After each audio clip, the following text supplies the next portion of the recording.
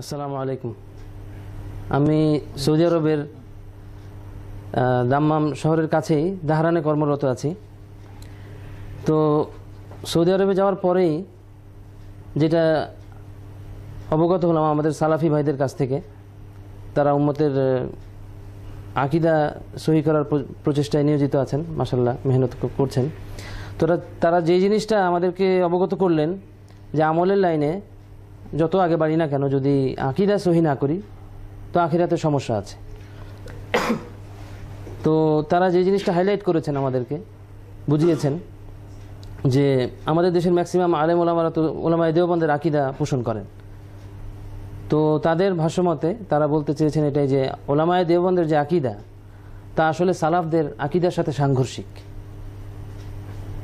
বিশেষ করে আল্লাহ তাআলার আসমা ও সিফাত সম্পর্কে, স্পেশালি আপনার আল্লাহ তাআলার আকার এবং আল্লাহ তাআলার অবস্থান সম্পর্কে কোরআনের বিভিন্ন আয়াত এবং হাদিসে যে বর্ণনা, যে আয়াত এসেছে, তো সেগুলার যেমন আল্লাহ তাআলার হাত, আল্লাহ তাআলার পেন্ডুলি, আল্লাহ তাআলার চেহারা সম্পর্কে যে কোরআনের যে আয়াত এসেছে, সালফে সালেহিন ওনারা এই আয়াতগুলোর মানে ব্যাখ্যা করতেন না, তাবিল করতেন না। ওনারা যেভাবে আয়াতটা এসেছে এভাবেই বিশ্বাস করতেন যে আল্লাহ তাআলার হাত মানে আল্লাহ তাআলার হাত আছে, এবং আল্লাহ তাআলার হাত কীরকম আমাদের জানা নাই, এটা আল্লাহর হাতের মতো। একইভাবে অন্যান্য অঙ্গ প্রত্যঙ্গের ব্যাপারেও একই বিশ্বাস সালাফরা করতেন।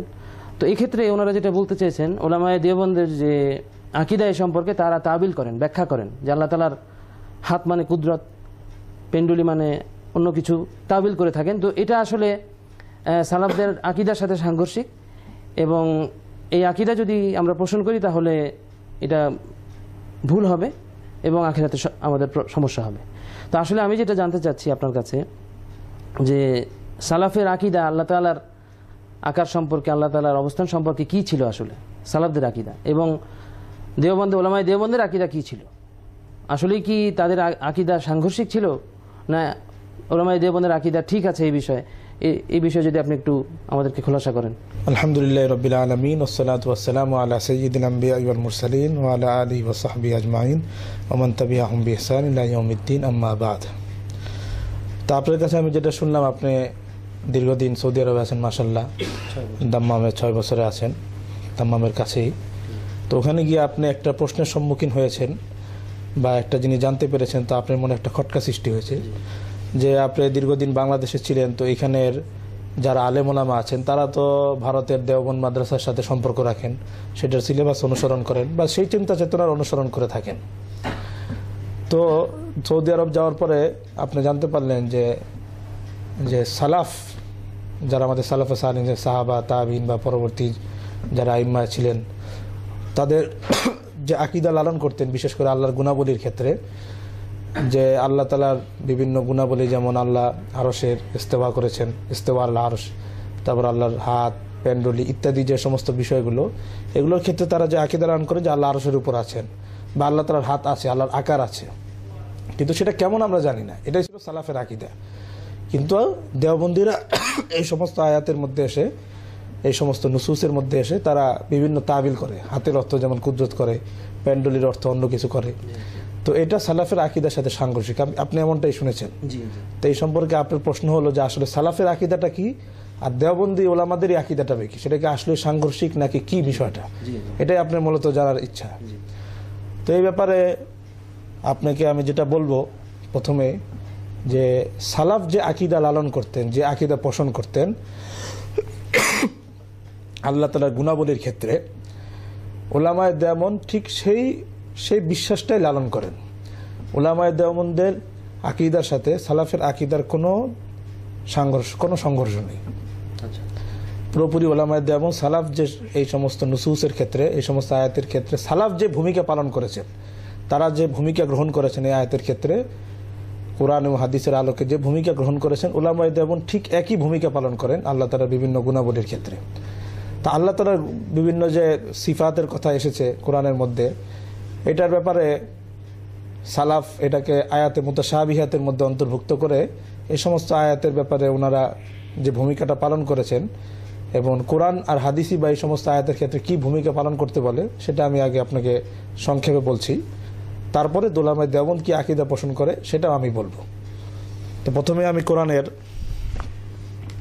সূরা আলে ইমরানের একটা আয়াত তেলাওয়াত করছি, 7 নম্বর আয়াত সূরা আলে ইমরানের। এখানে আল্লাহ তাআলা একটা কথা বলেছেন, আউযু বিল্লাহি মিনাশ শাইতানির রাজীম, বিসমিল্লাহির রহমানির রহিম, হুয়াল্লাযী আনজালা আলাইকাল কিতাব মিনহু আয়াতুম মুহকামাতুন হুন্না উম্মুল কিতাবি ওয়া উখরা মুতাশাবিহাত فأما الذين في قلوبهم زيغ فيتبعون ما تشابه منه ابتغاء الفتنة وابتغاء تأويله وما يعلم تأويله إلا الله والراسخون في العلم يقولون آمنا به كل من عند ربنا وما يذكر إلا أولو الألباب।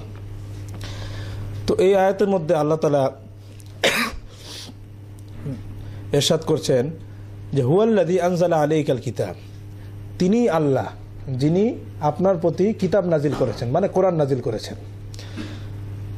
তো আল্লাহ তাআলা এখন কোরআনের আয়াতগুলোকে দুই ভাগে ভাগ করছেন। মিনহু আয়াতুম মুহকামাত, যে কোরআনের কিছু আয়াত আছে আয়াতে মুহকামাত। আয়াতে মুহকামাত বলা হয় যে আরবি জানলেওয়ালা যে কেউ আয়াতটা পড়লে এটার মর্মটা কি, অর্থটা কি তা সে বুঝতে পারবে। আয়াতুন মুহকামাত, কোরআনের কিছু আয়াত আছে আয়াতে মুহকামাত, যে সেটার মর্মটা একদম স্পষ্ট, সেটার মধ্যে কোনো জটিলতা নাই।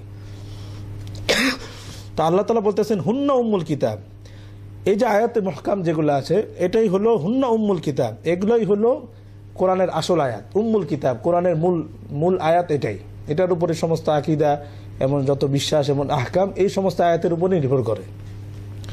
আরেক ধরনের আয়াত বলতেছেন উখরা মুতাশাবিহাত, আর কিছু আয়াত এমন আছে মুতাশাবিহাত।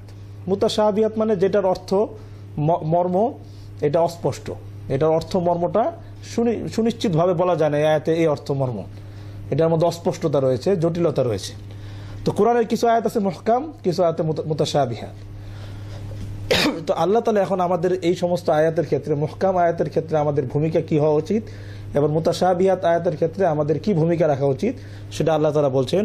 ফাআম্মাল্লাযীনা ফী কুলূবিহিম যায়গুন, যাদের অন্তরে বক্রতা রয়েছে, যাদের অন্তরে বক্রতা একটা আমরা বুঝি জিনিসটা কি, তারা কি করে ফায়াত্তাবিউনা মা তাশাবা মিনহু, তারা কোরআনের এই মুতাশাবি আয়াত যেগুলো অস্পষ্ট জটিল মর্ম, যেটার মর্ম জটিল, তারা এই আয়াতগুলোর পিছনে পড়তে থাকে, এই আয়াতগুলো নিয়ে সবসময় ব্যস্ত থাকে। তাদের উদ্দেশ্য কি থাকে? ইবতিগা আল ফিতনা ওয়াবতিগা তাউইলি, তাদের উদ্দেশ্য থাকে ফিতনা সৃষ্টি করা। ওয়াবতিগা তাউইলি, এই সমস্ত আয়াতের খুঁটিনাটি অর্থ বের করতে থাকে, ব্যাখ্যা বের করতে থাকে যে এই আয়াতের এই অর্থ, অথচ এটা আল্লাহ তাআলা বলছেন এই আয়াতগুলোর অর্থ মর্ম অস্পষ্ট, এটা তোমাদের কাছে স্পষ্ট না, কিন্তু তারা তাও এটার মধ্যে বিভিন্ন অর্থ বের করতে থাকে, এটার বিভিন্ন জিনিস বের করতে থাকে। তো এটা আল্লাহ তাআলা বলেন এটা ওই সমস্ত লোকদেরই কাজ যাদের অন্তরে বক্রতা রয়েছে। তা আল্লাহ তাআলা বলে দিলেন ওমা ইয়ালামু তাউইলাহু ইল্লাল্লাহ, শুনে রাখো এই আয়াতগুলোর সঠিক অর্থ মর্ম ব্যাখ্যা আল্লাহ তাআলাই জানেন। যেগুলো মুতাশাবিহাত এটা একমাত্র আল্লাহ তাআলাই জানেন, তোমাদের কাজ এটার পিছনে পড়া না।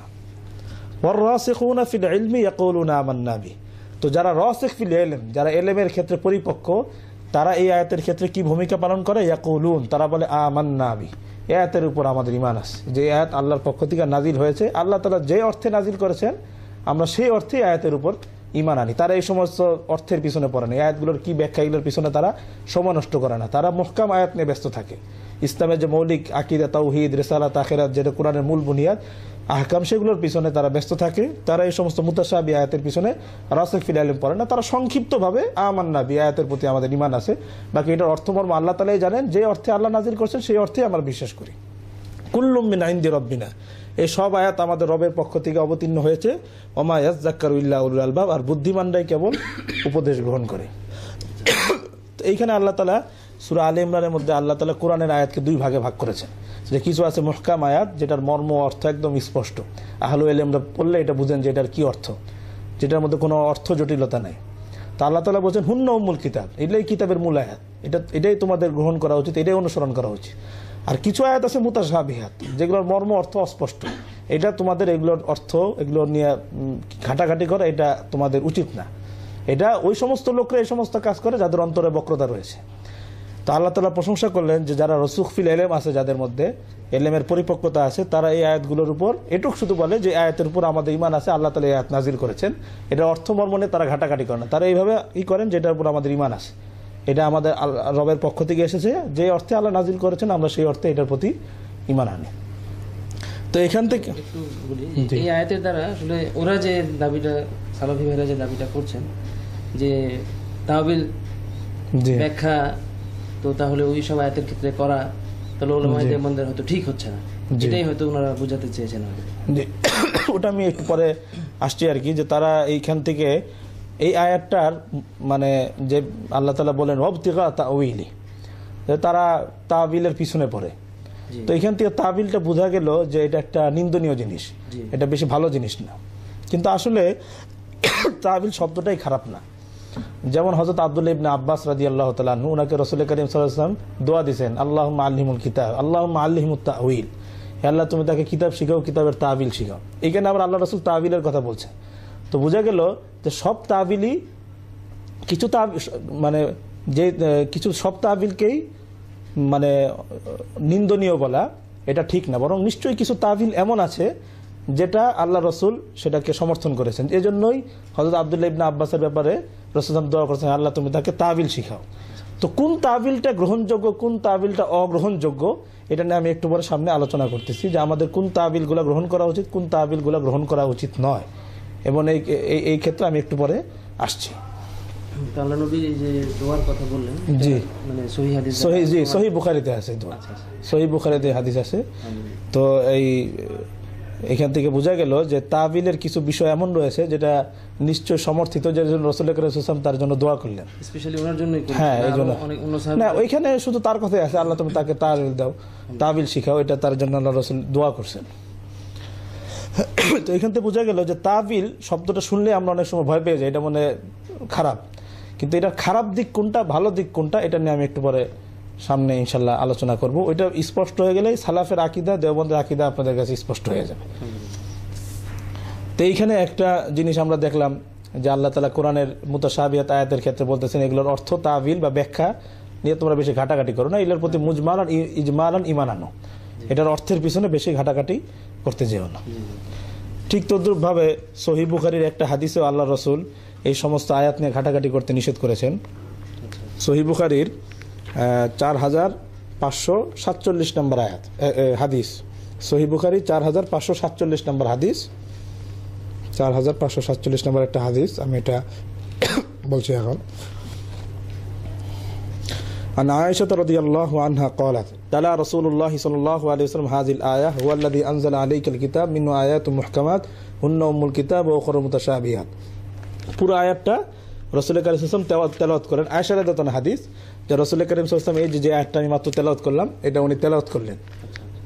قالت, তো আয়েশা রাদিয়াল্লাহু আনহা বললেন, فقال رسول الله صلى الله عليه وسلم, রাসূল কারীম সাল্লাল্লাহু আলাইহি ওয়াসাল্লাম এই আয়াতটা তেলাওয়াত করে বললেন, فإذا رأيت الذين يتبعون ما تشابه منه, হে আয়েশা যখন তুমি ওই ধরনের লোকদেরকে দেখবে যারা ইয়াত্তাবিউনা মা তাশাবিহা মিনহু, যারা কোরআনের মুতাশাবি আয়াত নিয়ে পিছনে পড়ে থাকে, মুতাশাবি আয়াত নিয়ে সারাক্ষণ ব্যস্ত থাকে, ফাউলাইকাল্লাযীনা সাম্মাল্লাহ, এরাই ওই সমস্ত লোক যাদের কথা আল্লাহ তাআলা আয়াতে বললেন যে তাদের অন্তরে বক্রতা রয়েছে। তোমার কাজ কি? তোমাদের কাজ ফাহজারুহুম, তোমরা এই ধরনের লোকদের থেকে সতর্ক থাকবে, দূরে থাকবে। তো এখানে আল্লাহর যে মুতাশাবি আয়াত, এটা নিয়ে পিছনে পড়া, এটা নিয়ে খুব ঘাটাঘাটি করা, এটা কোনো ভালো মানুষ বা যাদের অন্তরে রুসুখফিল এলেম আছে তাদের কাজ এটা না। তারা এটা বাস আল্লাহ তাআলার হাওলা করবেন, এটার উপর মুজমালান ইজমালান ঈমান আনবে, সংক্ষিপ্তভাবে ঈমান আনবে। আল্লাহ রাসূল বললেন যে যারা এইসব আয়াতের নিয়ে ঘাটাঘাটি করে বেশি ব্যস্ত থাকে, তোমরা তাদের থেকে সতর্ক থাকবে। তো আল্লাহ তাআলার এই আয়াত এবং হাদিস আরও বেশ কিছু নুসুস সামনে রাখার কারণে সালাফে সালেহিন যারা ছিলেন, তারা এই যে আল্লাহর বিভিন্ন গুণাবলী, ইস্তেওয়া আলাল আরশ, আরশের ওপর ইস্তেওয়া করেছেন, বা আল্লাহ তাআলার হাত, তারপরে চেহারা, পেন্ডুলি ইত্যাদি যে সমস্ত কথা বিভিন্ন আয়াতের মধ্যে এসেছে, হাদিসের মধ্যে আসছে, এই সমস্ত ক্ষেত্রে সালাফে সালেহিন ওই ভূমিকাটাই পালন করতেন যেটা আল্লাহ এবং আল্লাহ রসুল বলে দিলেন। আমি আপনাকে দুই একটা উদাহরণ দেখিয়ে দিচ্ছি। যে এখানে তিরমিজি শরীফে 2557 নম্বর একটা হাদিস, যেখানে আল্লাহ তাআলাকে দেখার ব্যাপারে একটা হাদিস, যে বান্দারা আল্লাহ তাআলাকে দেখবেন। তো ওইখানে একটা আলোচনায় ইমাম তিরমিজি রহমতুল্লাহ আলাইহি এই সিফাতের ক্ষেত্রে, এই যে আল্লাহ তাআলার পা, হাত, তারপরে বান্দারা আল্লাহ তাআলাকে দেখবে, এই যে সমস্ত বিষয় যেগুলো আল্লাহ তাআলার বিভিন্ন গুণাবলী কথা আসছে, এটার ক্ষেত্রে সালাফ এবং আহলে ইলমরা কি মাযহাব লালন করতেন, কি ভূমিকা পালন করতেন, এখানে উনি সংক্ষেপে উল্লেখ করেছেন। এই তিরমিজি শরীফের 2557 নম্বর হাদিস উল্লেখ করার পর ইমাম তিরমিজি বিষয়টা উল্লেখ করেছেন। তো এখানে ইমাম তিরমিজি বলতেছেন, ওয়াকাদ রুইয়া আনিন নবী সাল্লাল্লাহু আলাইহি ওয়াসাল্লাম রিওয়ায়াতুন কাসীরা মিসলু হাযা মা ইউযকারু ফি আমরুর রুইয়া আনান নাসা ইয়ারাউনা রাব্বাহুম ওয়া যিকরুল কদাম ওয়া মা আশবাহ হাযিল আশিয়া ওয়াল মাযহাবু ফি হাযা ইনদা আহলিল ইলমি মিনাল আইম্মাহ। তো ইমাম তিরমিজি বলতেছেন যে নবী করিম সাল্লাল্লাহু আলাইহি ওয়াসাল্লাম থেকে এই ধরনের অনেক রিওয়ায়াত এসেছে যেখানে আল্লাহ তাআলাকে মানুষ দেখবে, তারপরে আল্লাহ তাআলার পা, আরও ইত্যাদি এই সমস্ত যে সমস্ত হাদিসগুলো আছে যেগুলো দ্বারা বোঝা যায় আল্লাহর হাত আছে, পা আছে, এই সমস্ত যে রেওয়ায়াতগুলো আছে এগুলোর ক্ষেত্রে ওয়াল মাযহাবু ফি হাযা ইনদা আহলিল ইলমি মিনাল আইম্মাহ, এই ক্ষেত্রে আহলে ইলম আইম্মাদের যে মাযহাব ছিল তারা এই আয়াতের ক্ষেত্রে যেই মত পোষণ করতেন সেটা উনি বলতেছেন মিসলি সুফিয়ান আস-সাউরি ওয়া মালিক ইবনে আনাস ওয়া ইবনুল মুবারাক ওয়া ইবনু ওয়াইনা ওয়া ওয়াকি ওয়া গায়রিহিম, যেমন সুফিয়ান সাউরি, তারপর ইমাম মালিক ইবনে আনাস, আব্দুল্লাহ ইবনুল মুবারক, সুফিয়ান ইবনে ওয়াইনা, ওয়াকি ইবনুল জাররা ওয়া গায়রিহিম এবং অন্যরা, আন্নাহুম রাওয়াউ হাদিহিল আশিয়া, তারা এই হাদিসগুলোকে রেওয়ায়াত করতেন, যে হাদিসের মধ্যে আল্লাহর হাত, পা ইত্যাদির কথা আছে এগুলো ওনারা বর্ণনা করতেন, যেহেতু আল্লাহ রাসূল বলে গেছেন এই হাদিসগুলো ওনারা রেওয়ায়াত করতেন। সুম্মা ক্বালু, রেওয়ায়াত করে অতঃপর বলতেন, তুরওয়া হাদিহিল আহাদিস ওয়া নুমিনু বিহা, যে এই সমস্ত হাদিস রেওয়ায়াত করা যাবে, ওয়া নুমিনু বিহা, এবং এই হাদিসগুলোর উপর আমাদের ঈমান আছে। ওই যেটা আল্লাহ তাআলা কোরআনের মধ্যে বললেন আয়াত মুতাশাবিহাতের ক্ষেত্রে, যেটা রাসিখ ফিল ইলমের কাজ, যেটার উপর আমাদের ঈমান আছে, কিন্তু তারা এটার অর্থের পিছনে পড়বেন না, তাফসীরের পিছনে পড়বেন না, মুজমালান সংক্ষিপ্তভাবে এটার উপর ঈমান আনবে। তুরওয়া হাদিল আহাদিস ওয়া নুমিনু বিহা, এই হাদিসগুলোকে রেওয়ায়াত করা হবে, ওয়া নুমিনু বিহা, এটার উপর আমরা ঈমান আনি। ওয়ালা ইউকালু কাইফা, এই ক্ষেত্রে কাইফা, এটা কিভাবে, কেমন, পাটা কেমন, আল্লাহর হাত ইত্যাদি, এটার কাইফিয়ত নিয়ে পিছনে পড়া, এটার অর্থ নিয়ে পিছনে পড়া, এটা আমরা করব না। ওয়াহাদাল্লাযী ইখতারু আহলুল হাদিস আন তুরওয়া হাদিল আশিয়া কামা জাত ওয়া ইউমানু বিহা। তো ইমাম তিরমিজি বলতেছেন এটাই ওই মাযহাব যেটা হাদিস বিশারদগণ ইমামগণ গ্রহণ করেছেন, যে আন তুরওয়া হাদিল আশিয়া, এই হাদিসগুলোকে রেওয়ায়াত করা হবে কামা জাত, যেভাবে হাদিসগুলো এসেছে ঠিক ওইভাবেই রেওয়ায়াত করে যাওয়া হবে, ওয়া ইউমিনু বিহা, এটার উপর ঈমান আনতে হবে। তবে ওয়ালা তুফাসসারু, এগুলো তফসিরের পিছনে পড়া যাবে না, হাদিস রেওয়ায়াত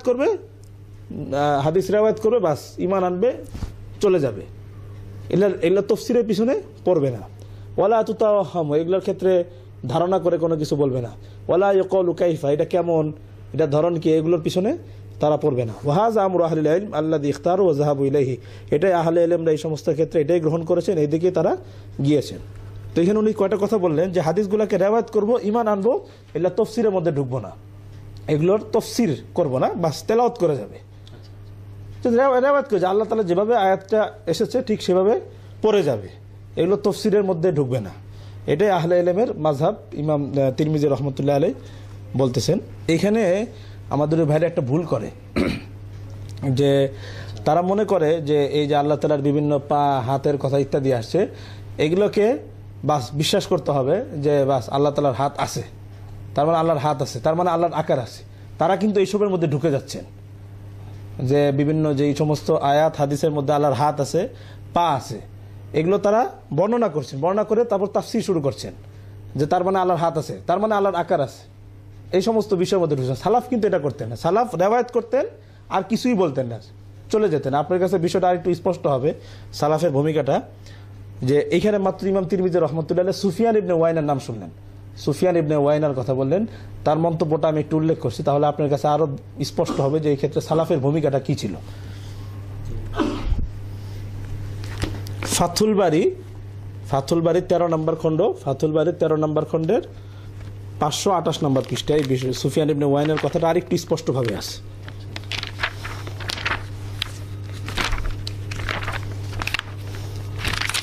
সালাফরা যেটা, মানে সালাফি ভাইরা যেটা বলে থাকেন যে আল্লাহর হাত আল্লাহর হাতের মতোই, আমরা জানি না এটার প্রকৃত স্বরূপ কি।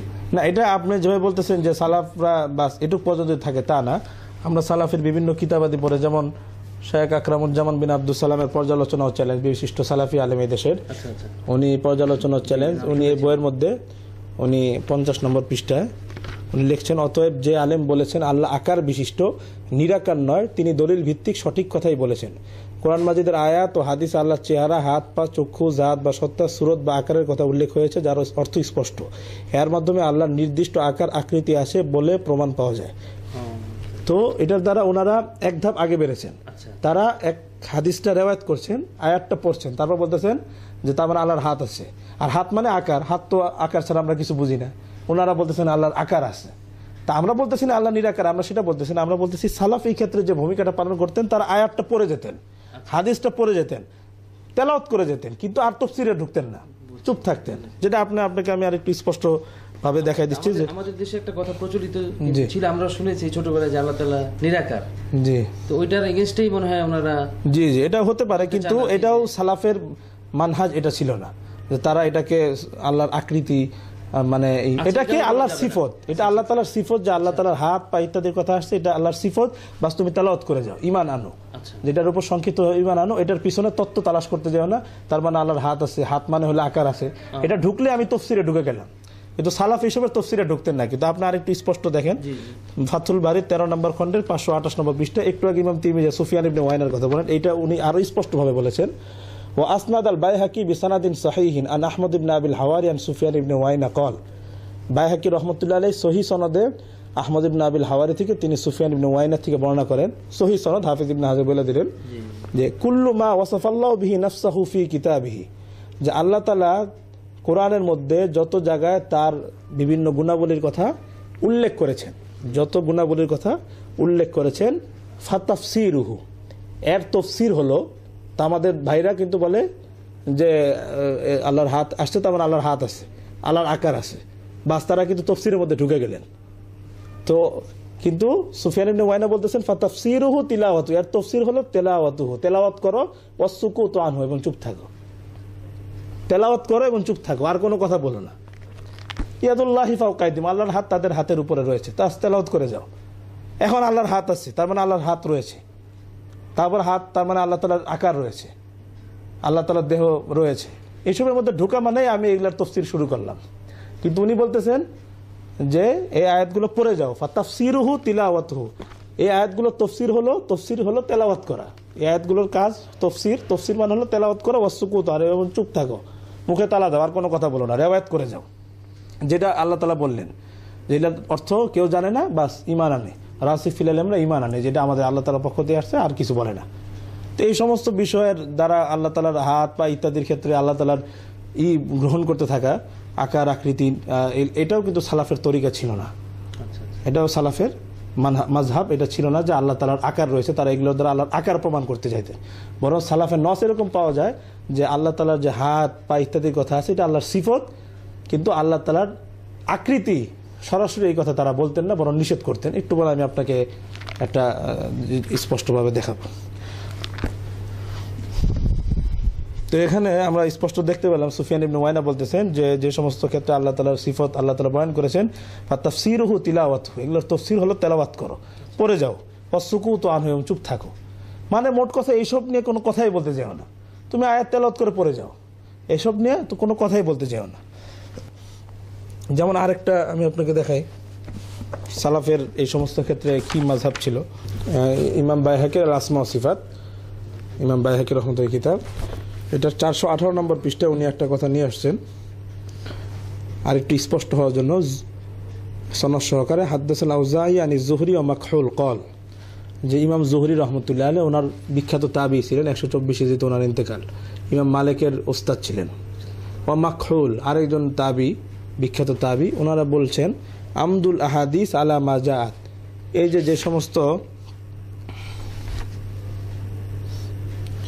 যে সমস্ত সিফাতের ক্ষেত্রে ওনারা বললেন যে আমদুল আহাদিস, এই হাদিসগুলাকে চালিয়ে দাও, আলা মা জাআত, যেভাবে আসছে সেভাবে চালিয়ে দাও।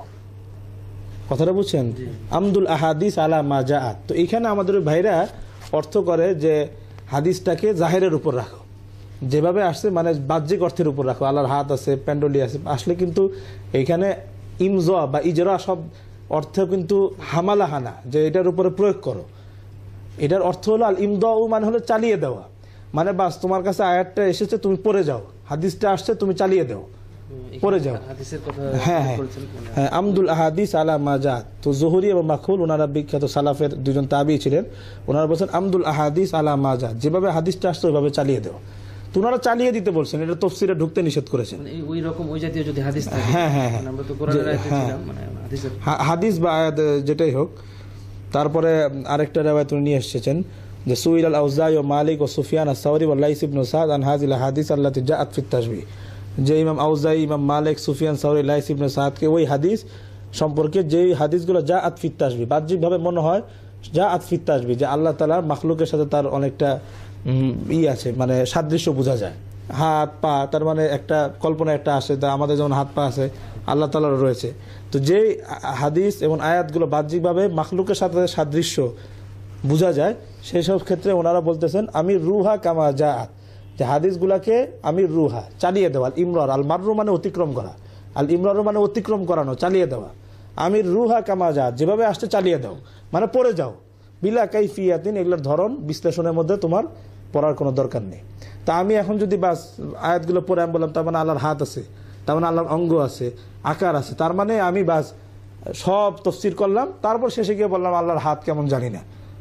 তা আমি তো সবই বলে দিলাম, কারণ আল্লাহর হাত কেমন জানি না এটুক বললে এটার থেকে বেঁচে থাকা যাবে না, কারণ এটা আল্লাহর ক্ষেত্রে না। আপনি একটা লোককে দেখেন নাই, কথার কথা আপনি আপনার কোনো এক বন্ধু আছে, তার সাথে আপনি পরিচয় হয়েছে টেলিফোনের মাধ্যমে, তো তার হাত আছে, এটা তার হাত আপনি কখনো দেখেন না, তারপর তার ব্যাপারে বলুন তার হাত কেমন আমি জানি না।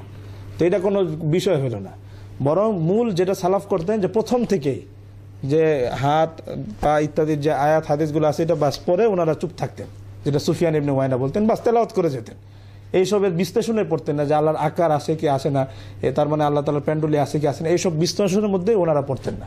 ওনারা বাস চালিয়ে দেন, এটাই মূল সালাফে সালেহিনের জামানা, এইসব ক্ষেত্রে নীরবতা পাওয়া যায়, ওনারা এইসবের বিশ্লেষণের মধ্যে ঢুকতেন না। কিন্তু এখন আমরা দেখি এই সমস্ত আয়াতের দ্বারা আল্লাহর হাত আছে, তারপর আরেকটু আগে তার মানে আল্লাহর অবয়ব আছে, আল্লাহ তাআলার আকার আছে, এইসবে ঢুকা মানে আমি সালাফের রাস্তা থেকে বের হয়ে গেলাম। আচ্ছা আচ্ছা, এগুলাকে স্বাভাবিক অবস্থার উপরে তেলাওয়াত করে যাওয়া এবং চুপ থাকা। তা আমাদের ওই ভাইরা যদি মানুষকে সঠিক আকীদার উপর আনতে যায়, তো তাদের এই ভূমিকা পালন করা উচিত, মানুষকে বলা যে আল্লাহ তাআলার হাত পা ইত্যাদি যে সমস্ত আয়াতের মধ্যে আছে তোমরা সেগুলো পড়ে যাও, ওগুলোর কোনো আর বিশ্লেষণে যেও না। কিন্তু আমরা দেখি তারা এগুলোর উপর অনেক বইটই লেখে, আল্লাহর আকার আছে, আল্লাহর অবয়ব আছে, আল্লাহর অঙ্গ প্রত্যঙ্গ আছে, এই সমস্ত যে কথা তারা বলতে থাকেন, এটা কিন্তু সালাফের তরিকা ছিল না। সালাফ এটা আল্লাহর সিফত। আচ্ছা আচ্ছা, যেমন আমি আপনাকে একটা আরো বিশেষ একটা নস আপনাকে দেখাচ্ছি। সেক্ষেত্রে একটু প্রশ্ন যেটা মনে আসছে যে সালাফের আকীদা যেটা ছিল আপনি বললেন, তো ওলামায়ে দেওবন্দের যে আকীদা আমরা শুনেছি ওনারা তাওয়িল করতেন, জি জি, ব্যাখ্যা করতেন, তাহলে এটাও তো আপনার কথা এখন পর্যন্ত যতটুকু বললেন হ্যাঁ সেটা আমি সাংঘর্ষিক। তারপর আমি আপনাকে দেখাচ্ছি ওলামায়ে দেওবন্দ কি ভূমিকা পালন করেন এইসব ক্ষেত্রে, সেটাও আমি আপনাকে ইনশাআল্লাহ দেখাবো। পুরো কথাটা শেষ হওয়ার পরে আপনি হয়তো বুঝবেন।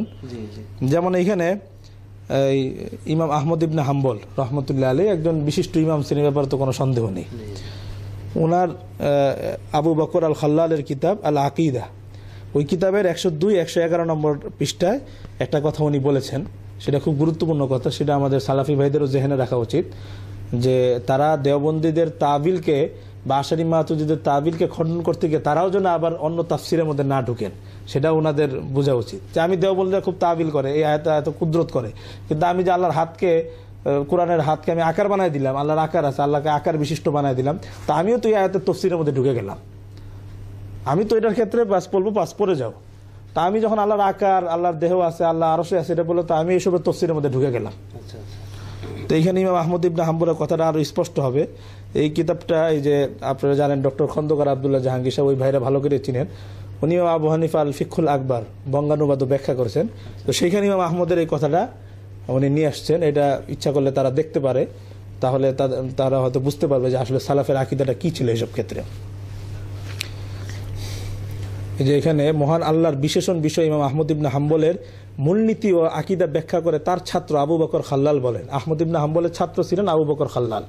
উনি ওনার আল আকীদা কিতাবের 102 নম্বর পৃষ্ঠায় ইমাম আহমদ ইবনে হাম্বলের মাযহাব উল্লেখ করেছেন এইসব ক্ষেত্রে।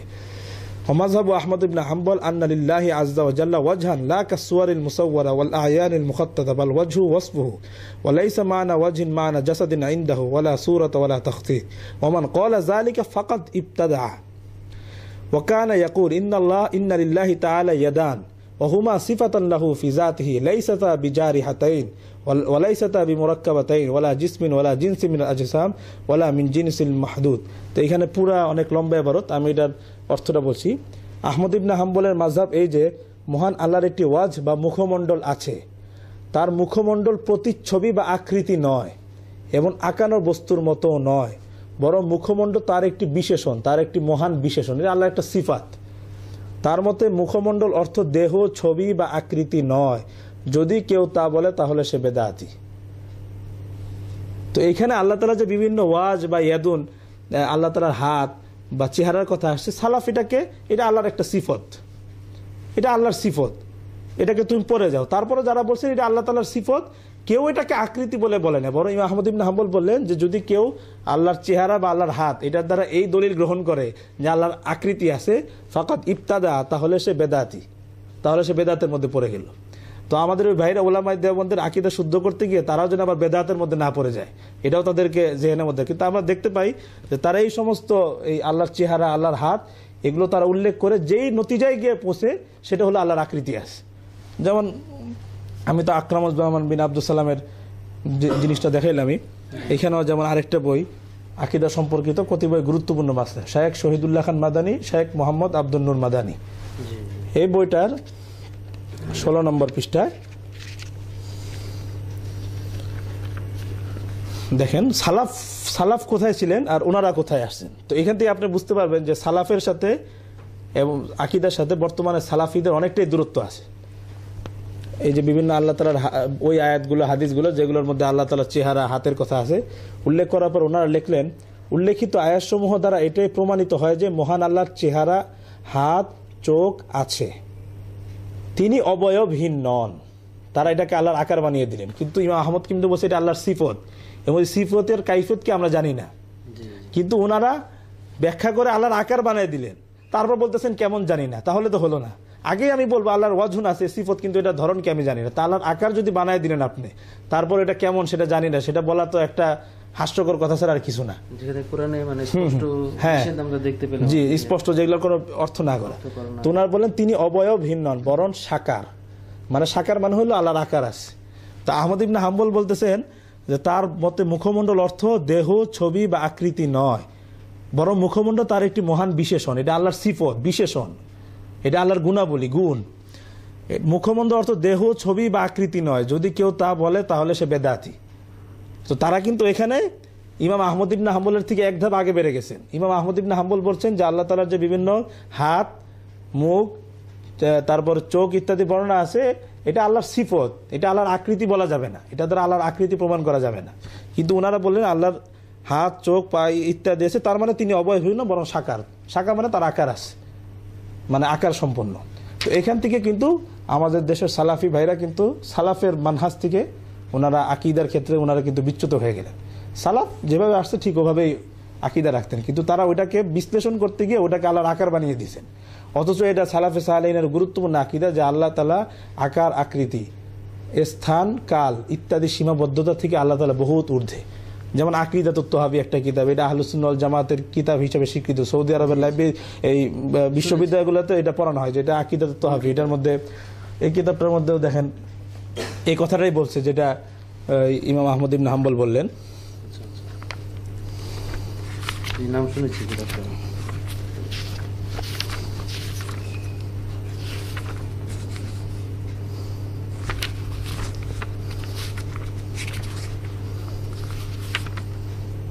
স্পষ্ট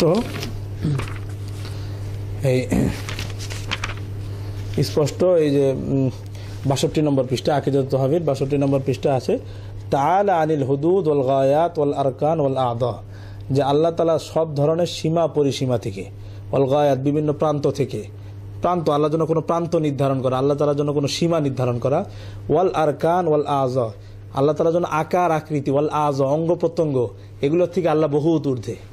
তো উনি বলতেছেন আল্লাহ তাআলা আকার, আকৃতি, সীমাবদ্ধ সীমা, জায়গা, এইসবের থেকে আল্লাহ তাআলা বহুত ঊর্ধ্বে। আল্লাহ তাআলার দিকে এগুলো নিসবত করা যাবে না, আল্লাহ অমুক জায়গায় আছেন, বা আল্লাহ তাআলার হাত আছে, অঙ্গ আছে, আকার আছে, এই আকার আছে, এগুলোর থেকে আল্লাহ বহুত ঊর্ধ্বে। তো এগুলোকে অঙ্গ বানানো যাবে না, আকার বানানো যাবে না, যেটা আহমদ ইবনে হাম্বলের কথা আমরা পেলাম, ইমাম তহাবি রহমতুল্লাহ আলাইহির কিতাবের মধ্যে আমরা পেলাম। কিন্তু আমাদের দেশের সালাফি ভাইরা এখানে আসে, তারা সালাফ থেকে এক ধাপ আগে বেড়ে গেছেন, যে এটাকে জাহিরের উপর রাখো, জাহিরের উপর রাখতে গিয়ে তারা তফসিরের মধ্যে ঢুকে গেছেন, এবং তফসির করতে গিয়ে তারা এটার আল্লাহর হাত অর্থ এটাকে সিফত না ধরে এক পর্যায়ে আল্লাহর আকার বানিয়ে দিয়েছেন। কিন্তু ইমাম আহমদ ইবনে হাম্বল এবং তহাবি রহমতুল্লাহ বক্তব্য থেকে বোঝা গেল আল্লাহর হাত এটা আল্লাহর সিফত, এটা আল্লাহর আকার না। আল্লাহ তাআলা আকার, আকৃতি, অঙ্গ প্রত্যঙ্গ এগুলো থেকে বহুত ঊর্ধ্বে। এটাই আহলুস সুন্নাহ ওয়াল জামাতের আকীদা, যে আল্লাহ তাআলা সীমা পরিসীমা, আল্লাহ তাআলার জন্য কোনো জায়গা খাস করে দেওয়া, এটা ঠিক না। ইমাম আহমদ ইবনে হাম্বলেরও এরকম একটা ইবারত আরেকটা আছে, যেটা আপনি একটু আগে বললেন, যে ইস্তিওয়া আলাল আরশ। মানে শুনেছি যে বয়ানের ভিতরে যেমন আমরা মনে করেন যে আল্লাহ তাআলা আরশে সমাসীন রয়েছে, যেমন ওই যে আল্লাহ তাআলা আরশের উপর রয়েছেন, এটা ওই যে ওটা ওই যে খাল্লালের যে কিতাব, ওই একটু আগে দেখলেন আল আকীদা কিতাব, ওনারই আরেকটা কিতাব আছে আস-সুন্নাহ, সেখানে উনি উল্লেখ করেছেন যে ওয়াকাল আইদান ইয়াউমা সাআলু আনিল ইস্তিওয়া, কিছু লোক তাকে ইস্তিওয়া আল আরশ, আল্লাহ তাআলা আরশে ইস্তিওয়া করছেন, এই সম্পর্কে জিজ্ঞাসা করলেন আহমদ ইবনে হাম্বলকে। এটা হলো আরেকটা কিতাবের টিকার মধ্যে থেকে নেওয়া হয়েছে, এই দাফ ও সুবাহিত তাসবিহ কিতাবটা টিকার মধ্যে ওই আল খাল্লালের সুন্নাহ কিতাব থেকে উনি উদ্ধৃতি করেছেন যে ওয়াকাল আইদান ইয়াউমা সাআলু আনিল ইস্তিওয়া, যে একদিন ইমাম আহমদকে তারা ইস্তিওয়া সম্পর্কে জিজ্ঞাসা করলো, তো তিনি বললেন ইস্তাওয়া আল আরশি কাইফা শাআ ওয়া কামা শাআ, যে আল্লাহ তাআলা আরশে ইস্তিওয়া করেছেন কাইফা শাআ ওয়া কামা শাআ, যেভাবে তিনি চেয়েছেন, যেভাবে উনি ইচ্ছা করেছেন সেভাবে আরশের ইস্তিওয়া করেছেন, বিলা হাদ্দিন, বিলা হাদ্দিন, তবে আল্লাহ তাআলার জন্য কোনো হদ, যে আল্লাহ আরশে ইস্তিওয়া করছেন, এখন তুমি আল্লাহ তাআলার জন্য জায়গা খাস করে দিলা, সীমা নির্ধারণ করতে, মানে আল্লাহ আরশের মধ্যে আছেন, এটা কিন্তু করা যাবে না। ইমাম আহমদের সংক্ষিপ্ত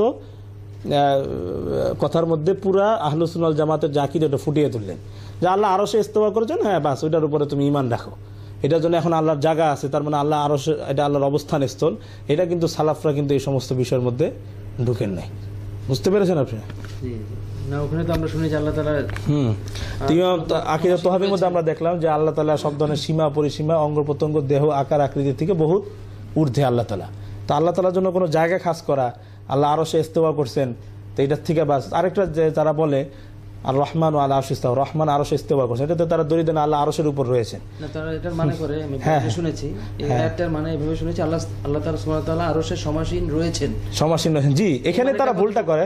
আপনি দেখেন একজন লোক, কথার কথা আপনার ভাই সকালবেলায় ফজর নামাজ পড়তে মসজিদে গিয়েছেন, আপনি আমাকে এই কথা বললেন, তাহলে আমি কি বুঝবো যে উনি সকালবেলা নামাজ পড়ার জন্য মসজিদে গিয়েছেন, মসজিদে যাওয়াটা ওনার থেকে সংগঠিত হয়েছে, কিন্তু আমি বললাম না, তার মানে উনি মসজিদে রয়েছেন।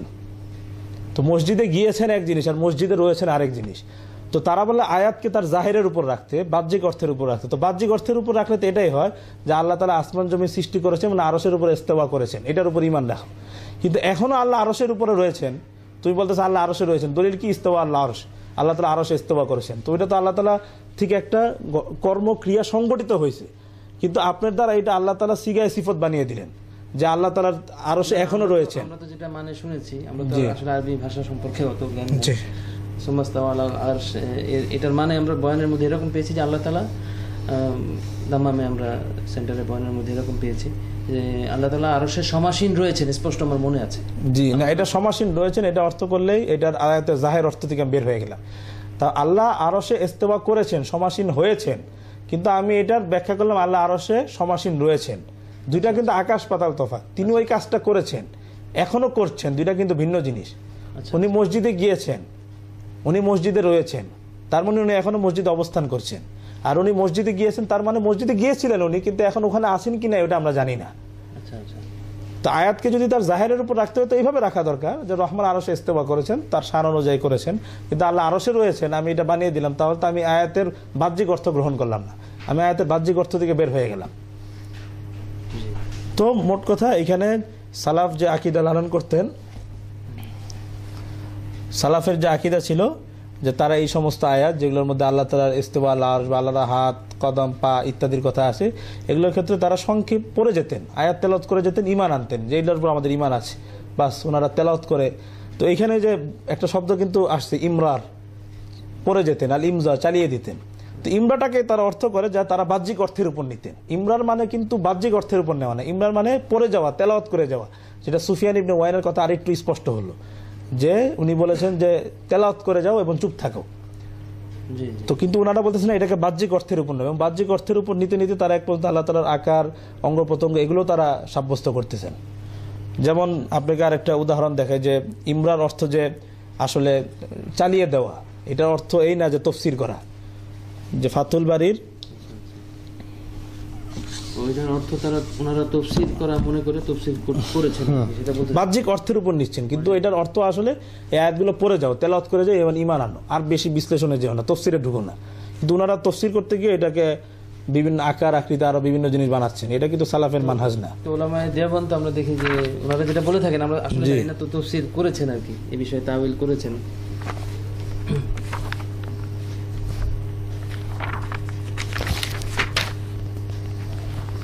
তো এইখানে দেখেন ফাতুল বাড়ির 6 নম্বর খণ্ডের 52 নম্বর পৃষ্ঠায় আছে, وقال ابن الجوزي أكثر السلف يمتنعون من تأويل مثل هذا, যে অধিকাংশ সালাফ يمتنعون من تأويل مثل هذا, তারা এই ধরনের তাবিল থেকে, ব্যাখ্যা বিশ্লেষণ থেকে বিরত থাকতেন, এই সমস্ত সিফাতের অর্থ করা থেকে তারা বিরত থাকতেন। ওয়ায়ুমিরুনাহু কামা জা, যেভাবে আসছেন ওইভাবে পড়ে যেতেন, এই যে ইমরা শব্দটা আসছে, যেভাবে আসছেন চালিয়ে দিতেন। ওয়ায়ামবাগা ইউরাফি মিসলি হাযাল ইমরার, এখন এই ইমরা শব্দের অর্থ বুঝতে হবে। উনি বলছেন ইমরার মানে হলো ইতিকাদু আন্নাহু লা তাশবাহু সিফাতাল্লাহ সিফাতাল খালক, যে আল্লাহ তাআলার মাখলুকের সাথে সাদৃশ্যপূর্ণ নন, আল্লাহ তাআলা মাখলুকের গুণাবলীর সাথে আল্লাহ তাআলা গুণাবলী সাদৃশ্যপূর্ণ নয়। ওয়া মা'নাল ইমরার আদামুল ইলমি বিল মুরাদি মিনহু, ইমরা শব্দের অর্থ হলো আদামুল ইলমি বিল মুরাদি মিনহু, এটার মর্ম সম্পর্কে আমরা অবগত নই, এটার অর্থ কি আল্লাহ তাআলাই ভালো জানেন, তা আল্লাহ তাআলা যে অর্থে নাজিল করছেন আমরা সেই অর্থেই ঈমান আনি। তো ইমরা শব্দের অর্থ আদামুল ইলম বিল মুরাদি মিনহু, যে এটার অর্থ সম্পর্কে আমরা জানি না, এখানে আল্লাহ আসলে কি বুঝাতে চেয়েছেন আমরা জানি না, আল্লাহর হাওলা করে দেওয়া, এই জিনিসগুলোর ক্ষেত্রে তারা আয়াত তেলাওয়াত করতেন এবং এটা আল্লাহর হাওলা করে দিতেন, চুপ থাকতেন। কিন্তু তারা ইমরার শব্দের অর্থে ওনারা এটাকে বাহ্যিক অর্থে নিতেছেন, যে ইমরার শব্দের অর্থ হলো এই আয়াতগুলো যেভাবে আসছে সেই বাহ্যিক অর্থের উপর নেও, বাহ্যিক অর্থের উপর নিয়ে বাস আল্লাহর হাতের কথা আসে, তখন আল্লাহর হাত আছে এবং এটুক থাকলেও একটা কথা ছিল, তারা এটাকে আকৃতি পর্যন্ত নিয়ে যাচ্ছে।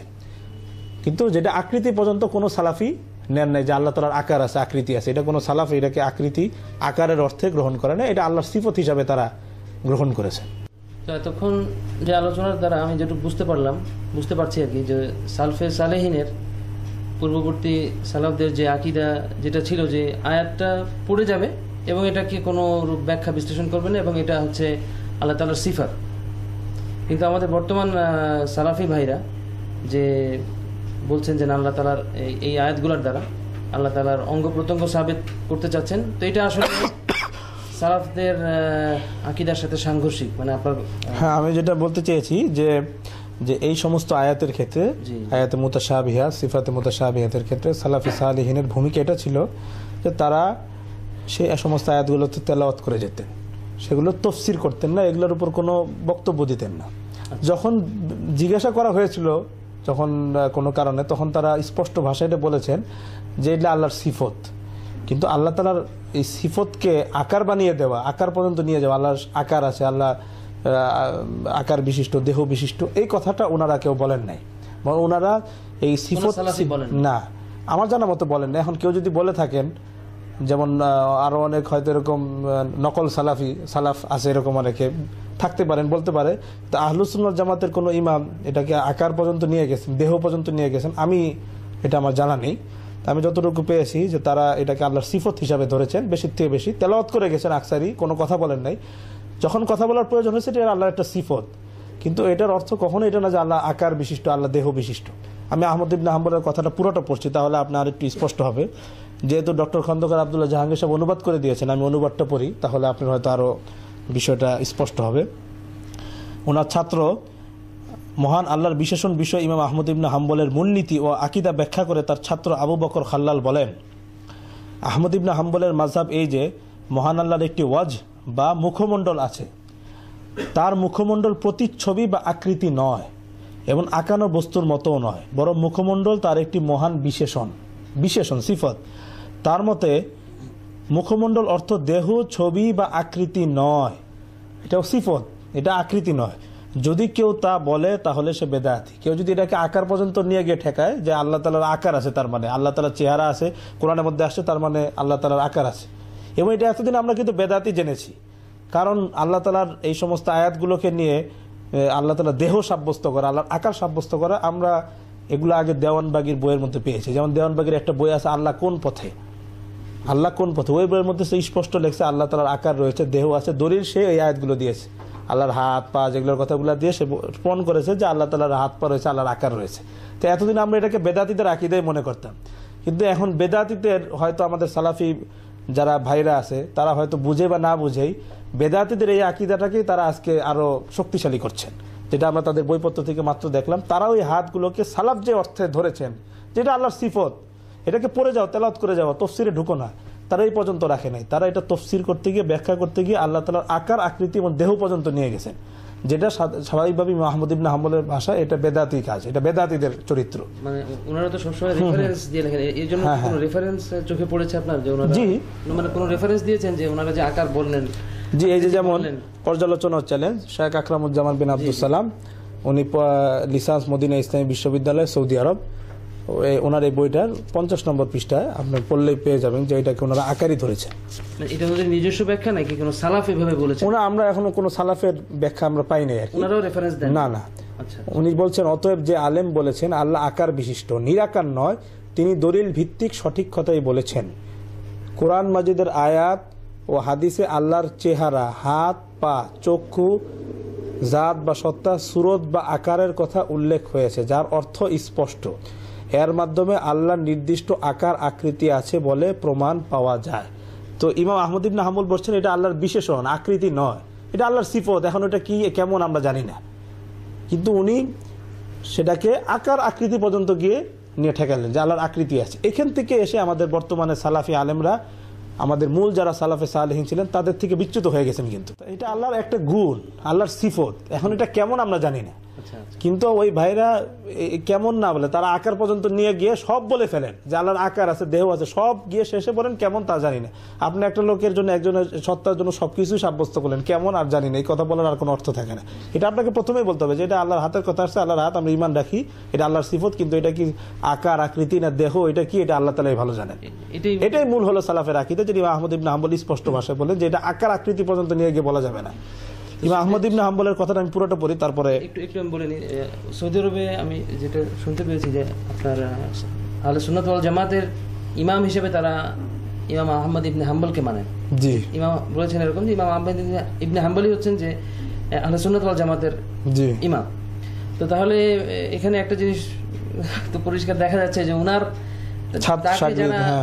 ইমাম বলে আবু বকর আল খাল্লাল তার কিতাব আল আকীদার 102 111 নম্বর পৃষ্ঠায় দুই জায়গায় উনি এই পুরো কথাটা এসেছে।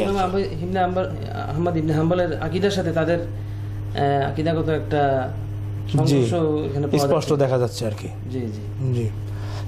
আর আমরাও জানি না সৌদি আরবের কোন বর্তমানে যারা শেখ বিন বা শেখ উসাইমিনও কি এগুলোর দ্বারা আল্লাহর আকার আকৃতি আছে বলেছেন, আমরা এটা জানি না। তারাও এটাকে সিফাত পর্যন্ত নিয়েই বলেন। তারপর এটা কেমন ধরন, এটা পরে আসবে, এটা পরে আমরা এটা এখনো আরো বিশ্লেষণ করব। এই ব্যাখ্যা বিশ্লেষণ তারা কার রেফারেন্সে বলেন আসলে? এটা এখনো আমরা পাইনি যে তারা আকার আকৃতি যে পর্যন্ত নিয়ে গিয়ে বলেন। আসলে আমার যেটা মনে হয় যে সালাফের যারা লাহু ইয়াদুন, আল্লাহর হাত পা আছে বলছেন, কিন্তু কেমন জানি না, সেটাকেই তারা হয়তো মনে করেছেন যে তারা আকার আকৃতি, মনে হয় তার মানে সালাফ এই আকীদা রাখতেন আল্লাহর আকার আছে। আমার মনে হয় এখান থেকে তারা এই কথাটা বলেছেন, কিন্তু এখানে ইমাম আহমদ স্পষ্ট বললেন যে এটা আল্লাহর সিফত, এটা আকৃতি নয়। আমার মনে হয় ওই সংক্ষিপ্ত ইবারতগুলো দেখে তারা হয়তো মনে করেছেন সালাফ আল্লাহর আকার আকৃতি আছে এটাই বুঝতেন।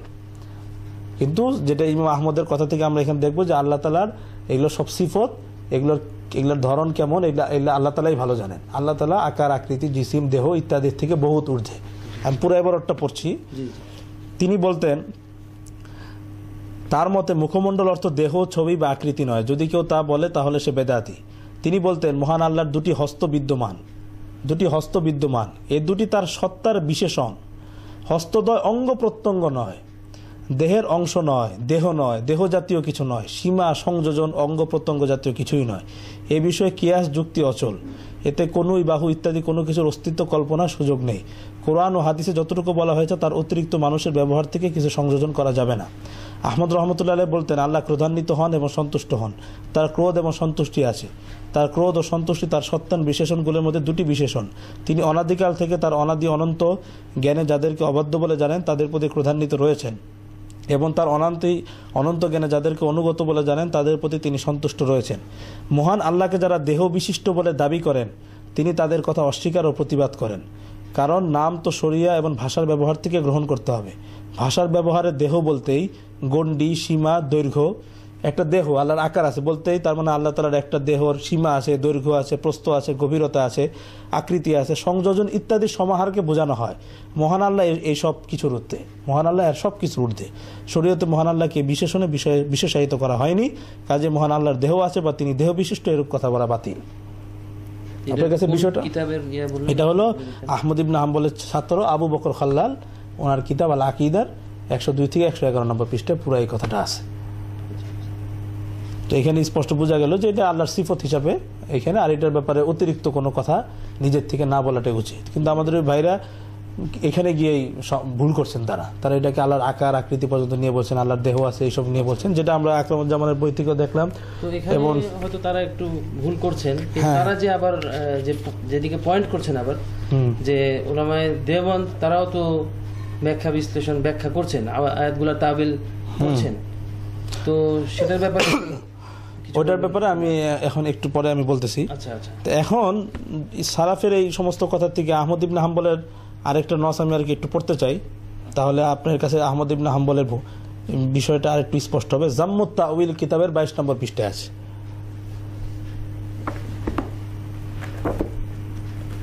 জাম্মুত তাউইল এই কিতাবটার 22 নম্বর পৃষ্ঠায় আছে। এটা ইমাম আহমদ ইবনে হাম্বলের কিতাব। ইমাম আহমদ ইবনে হাম্বলের কিতাব না, এটা ইমাম আহমদ ইবনে হাম্বলের পরের কিতাব, কিন্তু ইমাম আহমদ থেকে সনদ সহকারে আছে।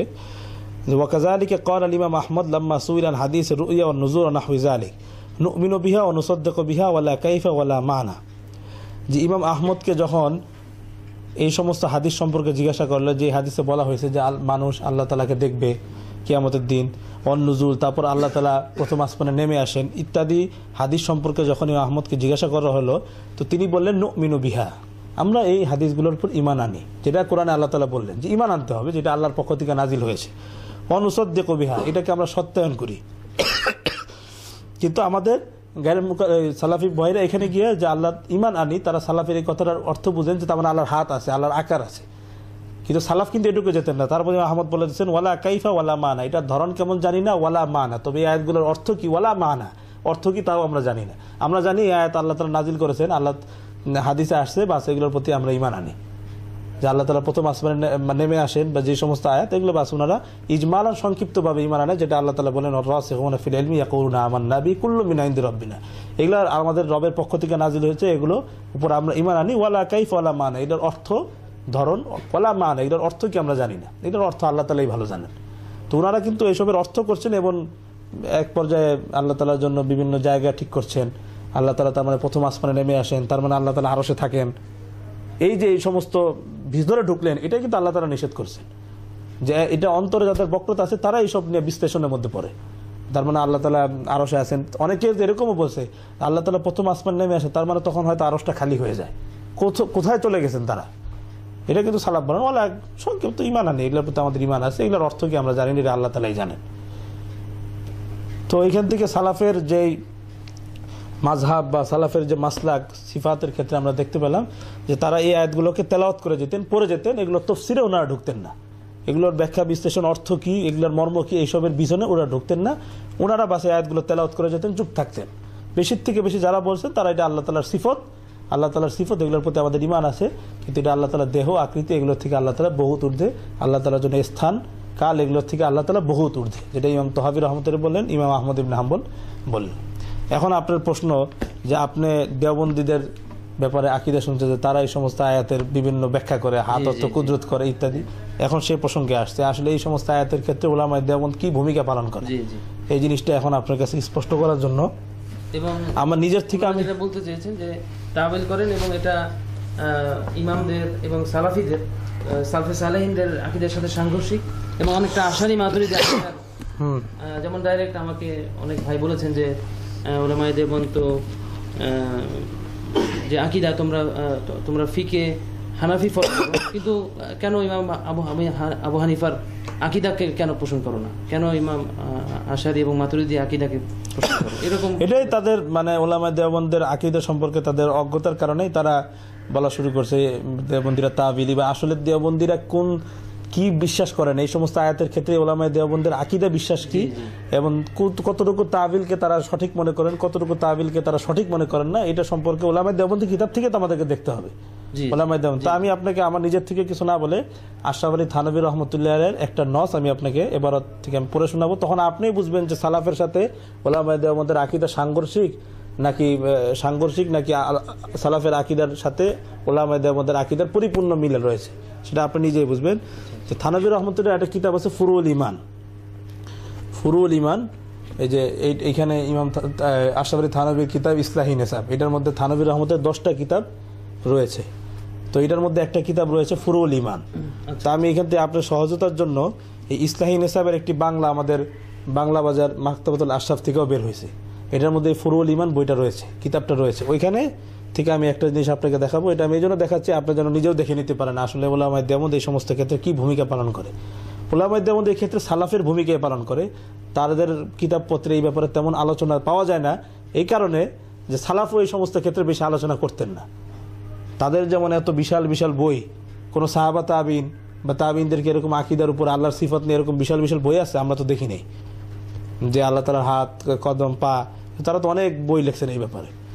তো ওলামায়ে দেওবন্দ এই ক্ষেত্রে ইজমালান সালাফ যেভাবে ঈমান আনতেন এবং এটার অর্থ ওই অর্থে এগুলোর প্রতি আমরা ঈমান আনি যে অর্থে আল্লাহ তাআলা নাজিল করেছেন। এখানে আমি থানভী রহমতের এবারটা আমি আপনাকে পড়ে শোনাই।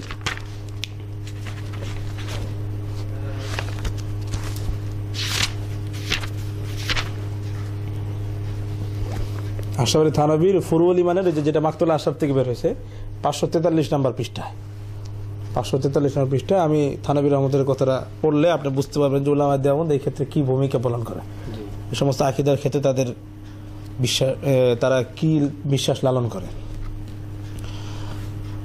আশরাফ আলী থানভী রহমত বলতেছেন, জানা থাকা উচিত যে মহান আল্লাহ তাআলা সত্তা প্রশ্নাতীত ও ধারণাতীত, তেমনিভাবে তার গুণাবলীও প্রশ্নাতীত ও ধারণাতীত। তাই আল্লাহ তাআলার গুণাবলীর ব্যাপারে ধারণা ও অনুমানের উপর ভিত্তি করে কথা বলা এবং তার ব্যাখ্যা ও রূপরেখা নির্ধারণ করা মারাত্মক বিপজ্জনক। বুঝেন, আল্লাহ তাআলার গুণাবলীর ব্যাপারে ধারণা ও অনুমানের উপর ভিত্তি করে কথা বলা এবং তার ব্যাখ্যা ও রূপরেখা নির্ধারণ করা মারাত্মক বিপজ্জনক।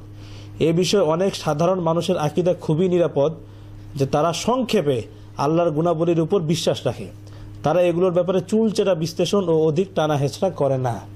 এবং পূর্বকালের বুজুর্গ সাহাবা এবং তাবিনদের বিশ্বাসও এমনই ছিল। অতীতকালের বেদাতীতের দল যখন ভারী হয়ে উঠল এবং তর্কশাস্ত্রের বিস্তার ঘটল, তখন আল্লাহর গুণাবলী সম্পর্কে আলোচনা বৃদ্ধি পেল এবং বেশিরভাগ বিধিবিধানের ব্যাপারে অসতর্ক পরিস্থিতি সৃষ্টি হলো। যেমন পবিত্র কোরআনে আছে, আর রহমানু আলাল আরশ ইস্তাওয়া, মহান আল্লাহ আরশের উপর ইস্তাওয়া করেছেন, আল্লাহ আরশের উপর সমাসীন হয়েছেন। এখন দেখেন থানভী রহমতের কি বলে, এটা আপনাকে বুঝতে হবে।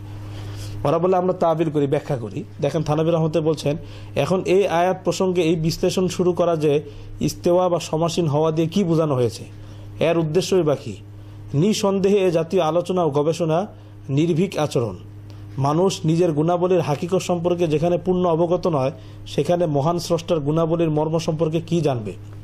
তাই সহজ সরল কথা হলো, সংক্ষেপে আকীদা পোষণ করবে যে আল্লাহ তাআলা যা কিছু বলেছেন তা সত্য বলেছেন, যেটা কোরআনে বলা হয়েছে। সালাফে সালেহিন যে বিশ্বাস লালন করতেন, থানভী রহমত ঠিক ওই কথাই বলছেন। সংক্ষেপে আকীদা পোষণ করবে যে আল্লাহ তাআলা যা কিছু বলেছেন তা সত্য বলেছেন। ওয়ার-রাসিখুনা ফিল ইলমি ইয়াকুলুনা আমান্না বি কুল্লু মিন ইনদি রাব্বিনা, যারা রাসিখ ফিল ইলম তারা বলে এটা আল্লাহ তাআলার পক্ষ থেকে, আমরা এটার উপর ঈমান আনি। কিন্তু এর ব্যাখ্যা বিশ্লেষণ, তার সত্তা যেমন তার ইস্তেওয়া তথা সমাসীন হওয়াটাও তেমন। অধিক বিশ্লেষণের প্রয়োজনটাই বাকি। আমাদেরকে এভাবে বিশ্লেষণের নির্দেশও দেওয়া হয়নি।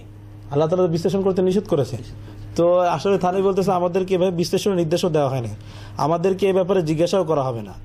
তবে এই ব্যাপারে নিশ্চিত বিশ্বাস রাখবে যে তার ইস্তেওয়া তথা সমাসীন হওয়া আমাদের ইস্তেওয়ার মতো তথা সমাসীন হওয়ার মতো নয়। কারণ আল্লাহ তাআলা ইরশাদ করেন, লাইসা কামিসলিহি শাই, যে কোনো কিছুই তার মতো নয়। বাকি রইল তার ইস্তেওয়া বা সমাসীন হওয়া কেমন, এ নিয়ে আলোচনাই করবে না, আল্লাহর উপর সমর্পণ করবে।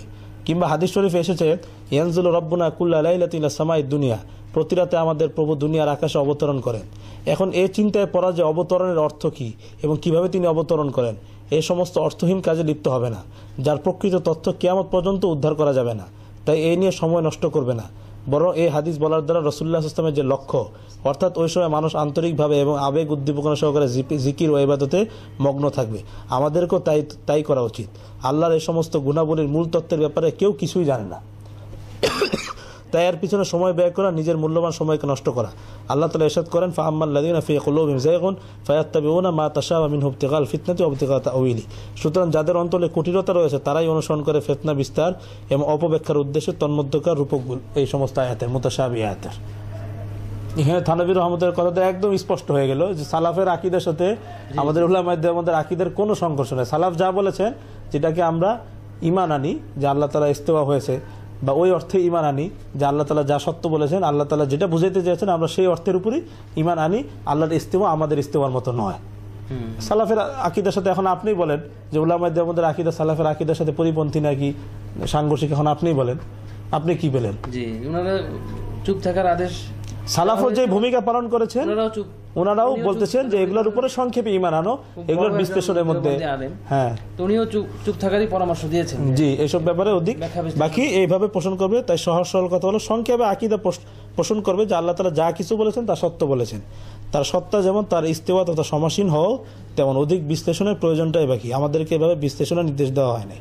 বিশ্লেষণ তাবিল যেটা আমরা ঘাটাঘাটি করে বের করি, থানভী রহমত এটা করতে নিষেধ করলেন যে সংক্ষেপে এটার উপর ঈমান আনো, আল্লাহ তাআলা যা বলছেন সত্য বলেছেন, যেটা আল্লাহ তাআলাও চাচ্ছেন। ওয়ার-রাসিখুনা ফিল ইলমি ইয়াকুলুনা আমান্না বি, সালাফও তাই বলেছেন। সুফিয়ান ইবনে ওয়াইনা বলছেন যে এই সমস্ত আয়াতে তেলাওয়াত করে যাও, এটার তাফসীর হলো এটা তেলাওয়াত করা, এটা তাফসীর মানে তেলাওয়াত করা, যেমন চুপ থাকা।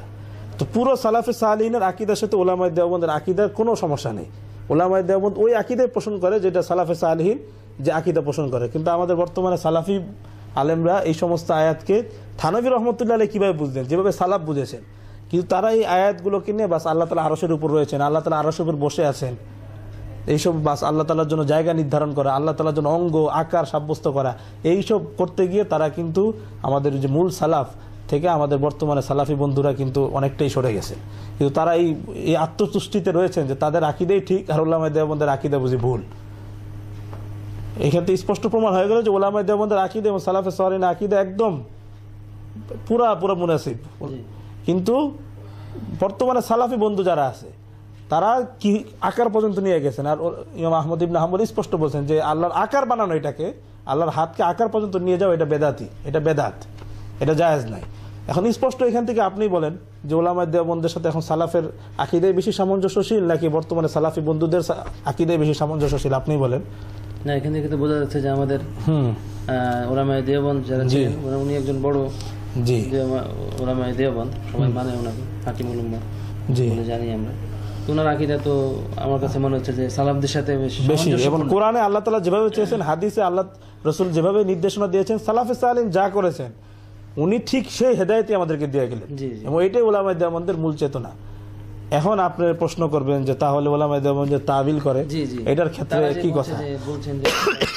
তো এখন এটা আপনাকে বুঝতে হবে, উলামায়ে দেওবন্দ সব ধরনের তাবিলকে তারা সঠিক মনে করে না। বরং যে তাবিলগুলো শরঈ কোনো অর্থ মর্ম উসুলের সাথে সাংঘর্ষিক হবে না, এবং আরবি ভাষাতেও যদি এই ধরনের তাবিল বা ব্যাখ্যার একটা সম্ভাবনা থাকে যে আরবি ভাষাতে এই ধরনের ব্যবহার রয়েছে, তাহলে উলামায়ে দেওবন্দ ওটাকেও ভুল বলে না। এটার পক্ষেও উলামায়ে দেওবন্দের সালাফ রয়েছেন, উলামায়ে দেওবন্দ এই ক্ষেত্রেও সালাফের অনুসরণ করে।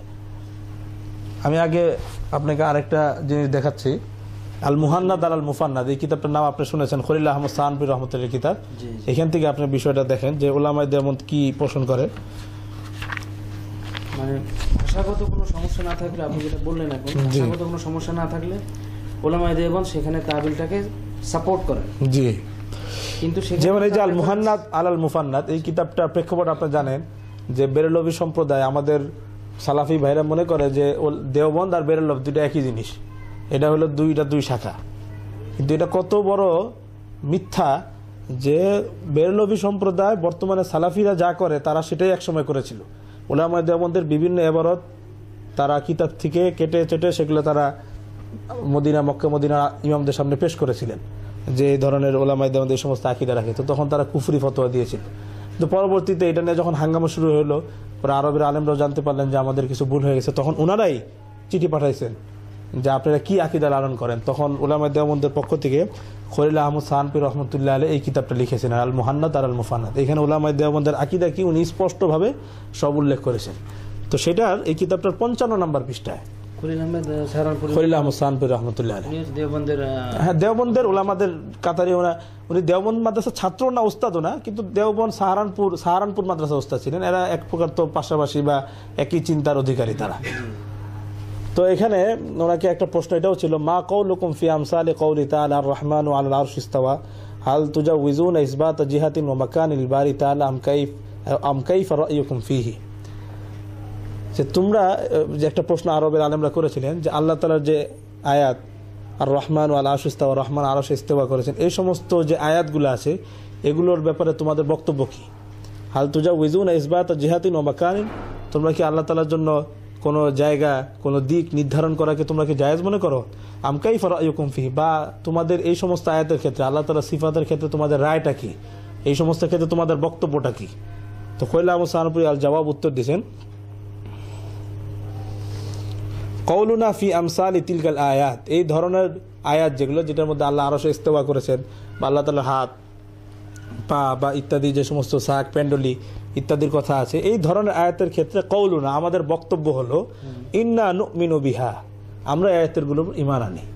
এই আয়াতের উপর আমরা ঈমান আনি যে আয়াত আল্লাহ তাআলার পক্ষ থেকে অবতীর্ণ হয়েছে, আমরা আয়াতগুলোর উপর ঈমান আনি যে আল্লাহ তাআলা যে অর্থে নাজিল করেছেন, যে অর্থে আল্লাহ তাআলা বোঝাতে চেয়েছেন, আমরা সেই অর্থেই ঈমান আনি। এটার অর্থ কি আল্লাহ তাআলাই জানেন, বাকি আয়াতের উপর আমাদের ঈমান আছে, যেটা আল্লাহ তাআলা কোরআনে স্পষ্ট বলে সালাফি সালিহিনও এইটাই করেছেন, এই কথাই বলেছেন। ওয়ালা নাকুলু কাইফা, আমরা কাইফা বলি না যে আল্লাহ তাআলা আরশে ইস্তেওয়া করেছেন, এখন কিভাবে ইস্তেওয়া করলেন, কিভাবে সেটা হলো, এই সমস্ত কাইফার মধ্যে আমরা ঢুকি না। অনুমিনু বিল্লাহি সুবহানাহু ওয়া তাআলা মুতাআন মুনাজ্জাহিন আন সিফাতিল মাখলুকিন। তো আমি দেখাইছিলাম যে উলামায়ে দেওবন্দের আকীদা এবং সালাফের আকীদা সাংঘর্ষিক না। কওলুনা ফি আমসালি তিলকাল আয়াত ইন্না নুমিনু বিহা ওয়া লা ইয়াকুলু কাইফা, খলিল আহমদ সাহানপী রহমতুল্লাহ বলেছেন এই সমস্ত আয়াত যেখানে আল্লাহ তাআলার বিভিন্ন সিফাতের কথা আসছে, আল্লাহ আরশে ইস্তেওয়া করেছেন, আল্লাহ তাআলার হাত বা ইত্যাদি ক্ষেত্রে আমাদের বক্তব্য হলো ইন্না নুমিনু বিহা, আমরা এই আয়াতের উপর ঈমান আনি। ওয়া লা ইয়াকুলু কাইফা, আমরা এটার কথা কাইফ বলি না, এটা কেমন, কিভাবে ইস্তেওয়া করলেন বা আল্লাহর হাতটা কেমন, এসবের মধ্যে আমরা পড়ি না। অনুমিনু বিল্লাহি সুবহানাহু ওয়া তাআলা মুতাআলিন ওয়া মুনাজ্জাহুন আন সিফাতিল মাখলুকিন, আমরা এটাও আল্লাহ তাআলার প্রতি বিশ্বাস রাখি যে আল্লাহ তাআলা মাখলুকের গুণাবলী থেকে আল্লাহ তাআলা পাক পবিত্র। ওয়ান সিমাতিন নাকসি ওয়াল হুদুস, এবং যত ধরনের ত্রুটি বিচ্যুতি বা দুর্বলতা বোঝায়, ত্রুটি বিচ্যুতি বোঝায়, এই ধরনের সমস্ত আলামত থেকেও আল্লাহ তাআলা পবিত্র।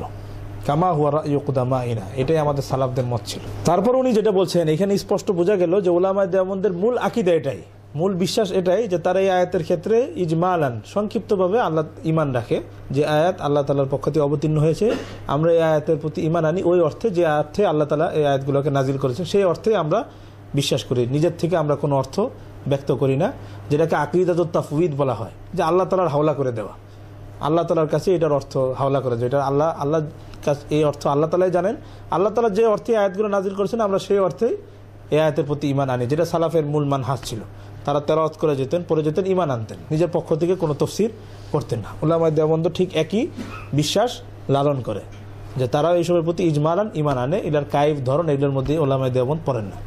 তারপর উনি যে কথাটা বলছেন এটাই আমাদের ওই ভাইদের প্রশ্ন সৃষ্টি করেছে। ওয়া আম্মা মা ক্বালাল মুতাআখিরুন মিন আইম্মাতিনা ফি তিলকাল আয়াত ইউআউইলুনাহা বিতাউইলাতিন সাহিহা সাইগাতিন ফিল লুগাতি ওয়াশ শারঈ, যে আর পরবর্তীতে আমাদের যে সমস্ত ইমামগণ এই সমস্ত আয়াতের ক্ষেত্রে যা বলেছেন, অর্থাৎ ইউআউইলুনাহা বিতাউইলাতিন সাহিহা, যে তারা এই আয়াতের মধ্যে একটা ব্যাখ্যা গ্রহণ করেছেন, একটা তাবিল করেছেন, হাত অর্থ কুদরত করেছেন, আল্লাহ হাত অর্থ নিয়ামত করেছেন, সাক প্যান্ডলি অর্থ করেছেন সংকট বিপদ ইত্যাদি করেছেন। তো তিনি বলতেছেন বিতাউইলাতিন সাহিহা, সেই তাবিলটা যদি সহি হয়ে থাকে, সাইগাতিন ফিল লুগাতি ওয়াশ শারঈ, আরবি ভাষায় এই ধরনের ব্যবহার থাকে, যে আরবি ভাষায় এই ধরনের শব্দের এই অর্থ ব্যবহার এটা আরবিতে প্রচলন আছে, ওয়াশ শারঈ, এবং শরীয়তের দৃষ্টিতেও এটা যদি জায়েজ হয়ে থাকে, মানে এমন একটা ব্যাখ্যা যেটা শরীয়তের মূল, যেমন খাতামুন নবিয়্যিন, আল্লাহর নবী শেষ নবী, তারপর আর কোনো নবী জন্মগ্রহণ করবে না, বাস কাঁধে নিয়ে এখানে এসে এমন একটা ব্যাখ্যা দিয়ে দিল যেটা শরীয়তের মূল আকীদার সাথে সাংঘর্ষিক ইত্যাদি, যেটা মূল শরীয়তের আকীদার সাথে সাংঘর্ষিক, এরকম যদি কোনো ব্যাখ্যা না হয়ে থাকে, শরীয়ত সমর্থিত এবং আরবি ভাষার যে বাকৃতি, আরবি ভাষার যে বাগধারা, এটাও সমর্থন করে, তাহলে যেমন উনি বলতেছেন বিআন্না ইউমকিনু আন ইয়াকুনাল মুরাদু মিনাল ইস্তিওয়া আল ইস্তিলা, যেমন ইস্তিওয়া আল আরশ দ্বারা অর্থ আল ইস্তিলা, আল্লাহ তাআলা কর্তৃত্ব প্রতিষ্ঠা করলেন। অমিনাল ইয়াদি আল কুদরা ইলা গায়রি যালিক, যেমন ইয়াদ হাত অর্থ করা হলো কুদরত, ইলা গায়রি যালিক বা ইত্যাদি ব্যাখ্যা তাকরিবান ইলা আফহামিল কাসিরিন, এটা মানুষকে বোঝানোর জন্য, বুঝ দেওয়ার জন্য। ফাহাক্কুন আইদান ইনদানা, তো এই ব্যাখ্যাটাও আমাদের কাছে হক। যদি এই ব্যাখ্যাটা তাবিল বা ব্যাখ্যাটা যদি আরবি ভাষার এটার ব্যবহার হয়ে থাকে, এই ধরনের ব্যাখ্যা হয়ে থাকে, যে হাতের অর্থ কুদরত বা অন্য যে প্যান্ডলি ওটার অর্থ সংকট, যদি আরবি ভাষার লোগাত বা আরবি যে ভাষার বাকৃতি এটাকে সমর্থন করে থাকে এবং শরীয়ত এটাকে সমর্থন করে থাকে, তো ফাহাক্কুন আইদান ইনদানা, তবে এই ব্যাখ্যাটা আমাদের কাছে ঠিক আছে, এই ব্যাখ্যাটাকে আমরা ভুল বলে দেই না, এটাকে আমরা সাপোর্ট করি।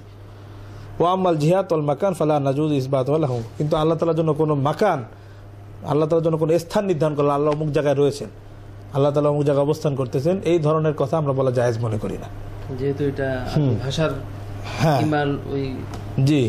ইয়ার মধ্যে তো এখানে যে জিনিসটা, করে না আর কি। যে ওলামায়ে মধ্যে যে জিনিসটা বোঝা গেল, তারা মূলত এই সমস্ত আয়াতের ক্ষেত্রে আল্লাহ তাআলা যে সিফাত, বিভিন্ন গুণাবলীর কথা আসছে, এই সমস্ত ক্ষেত্রে তারা মূল যে বিশ্বাস তাদের, যে এটা অর্থ আল্লাহ তাআলাই ভালো জানেন, আল্লাহ তাআলা যে অর্থে আয়াতগুলোকে নাজিল করেছেন, যে অর্থে বলছেন, আমরা সেই অর্থে ঈমান আনি, যেটা আশরাফ আলী থানভী রাহমাতুল্লাহ বলেন এবং খলিল আহমদ সাহানপুর রহমতুল্লাহ এই কথাই বললেন। তবে সাথে উনি আরেকটা কথা যোগ করেছেন, যদি ওই যেমন কোন ইমামকে দেখা যায়, সাধারণত এটা পরবর্তীরা বেশি করেছেন, যে তারা এই সমস্ত আয়াতের মধ্যে আল্লাহ তাআলা হাত অর্থ কুদরত বা সাক প্যান্ডলি অর্থ করেছেন সংকট, বিপদ আপদ ইত্যাদি, যে তারা ব্যাখ্যা করেছেন, সেটা যদি আরবি ভাষায় এই ধরনের ব্যাখ্যার অবকাশ থাকে, যে ভাষার মধ্যে এই ধরনের কথা আছে, যে হাত অর্থ কখনো কুদরত নেওয়া হয়েছে, নিয়ামত নেওয়া হয়েছে, এবং শরীয়তের কোনো উসুলের সাথে সাংঘর্ষিক না হয়, শরীয়ত সমর্থিত ব্যাখ্যা করছে, যে শরীয়ত আল্লাহ হাত অর্থ কুদরত, তো আল্লাহ তাআলা তো কদির, সবকিছু করতে সক্ষম, এটা তো আর কোনো শরীয়তের উসুলের সাথে সাংঘর্ষিক হলো না। এরকম যদি হয়, তাহলে সেই ব্যাখ্যাটাকে আমরা ফেলে দেই না, সেই ব্যাখ্যাটা তো আমাদের কাছে ঠিক আছে। কিন্তু আল্লাহ তাআলা তো কোরআনেই কিংবা সালাফ থেকে দেখা যাচ্ছে যে তারা এরকম মানে করা থেকে মানে একটু বিরত থাকতে বলছে। হ্যাঁ, তো এখন আল্লাহ তাআলা মূল যেটা চাওয়া, যে এটার প্রতি ঈমান আনা, এটার বিশ্লেষণে না ঢোকা, কিন্তু পরবর্তীতে ফিতনাবাজরা এবং বিভিন্ন বাতিল ফেরকার যখন আবির্ভাব হলো, যেটা থানভী রহমতুল্লাহ বললো, তখন তর্কশাস্ত্রের বিস্তার করলো, তখন ওই সাধারণ মানুষ তাদের কথা বিভ্রান্ত হচ্ছিল, তখন পরবর্তীতে ওলামায়ে কেরাম কেউ কেউ এর বিভিন্ন ব্যাখ্যা করেছেন, তাবিল করেছেন, মানুষকে বোঝানোর জন্য, যাতে তারা ভুল অর্থ না বুঝে, কোরআনের ভুল ব্যাখ্যা না বুঝে, এমন ব্যাখ্যা করেছেন যেটা আরবি ভাষা যেটাকে সমর্থন করে। তো উনি বলতেছেন এটাও আমাদের কাছে হক। সালাফে সালেহিন থেকে যদি কোনো ব্যাখ্যা না পাওয়া যায়, যদিও বা সেটা আরবি ভাষা সামঞ্জস্যপূর্ণ হয়, সেটাও কতটুকু যুক্তি। এখন আপনার কাছে সেটাই প্রশ্ন, যে আপনি সালাফে সালেহিনের কথা বললেন, যে মূল তারা পেশ করছেন, তাফওয়িদ করছেন, এগুলোকে আল্লাহর হাওলা করছেন, পড়ে যেতেন। তো যে সমস্ত সালাফের উদাহরণ আমি একটু আগে দিয়েছি, যেমন মালিক ইবনে আনাস, সুফিয়ান সাউরি, ইমাম আহমদ ইবনে হাম্বল, আরো যে ইমাম আউজাই রহমতুল্লাহ আলাইহি, এই যে ইমামদের কথা আমি বললাম, যারা এই সমস্ত আয়াতের ক্ষেত্রে তাফসীর করতে নিষেধ করেছেন, তো আমরা দেখেছি যে তারা ওই যে আরবি ভাষা সমর্থিত এবং শরীয়ত সমর্থিত ব্যাখ্যা তারাও কিছু কিছু জায়গায় করেছেন। তো এখান থেকে আমরা ধরে নিয়েছি যে ওনারা যে বলেছেন এটা তাফসীর করা যাবে না, এটাই মূল হওয়া উচিত কাজ।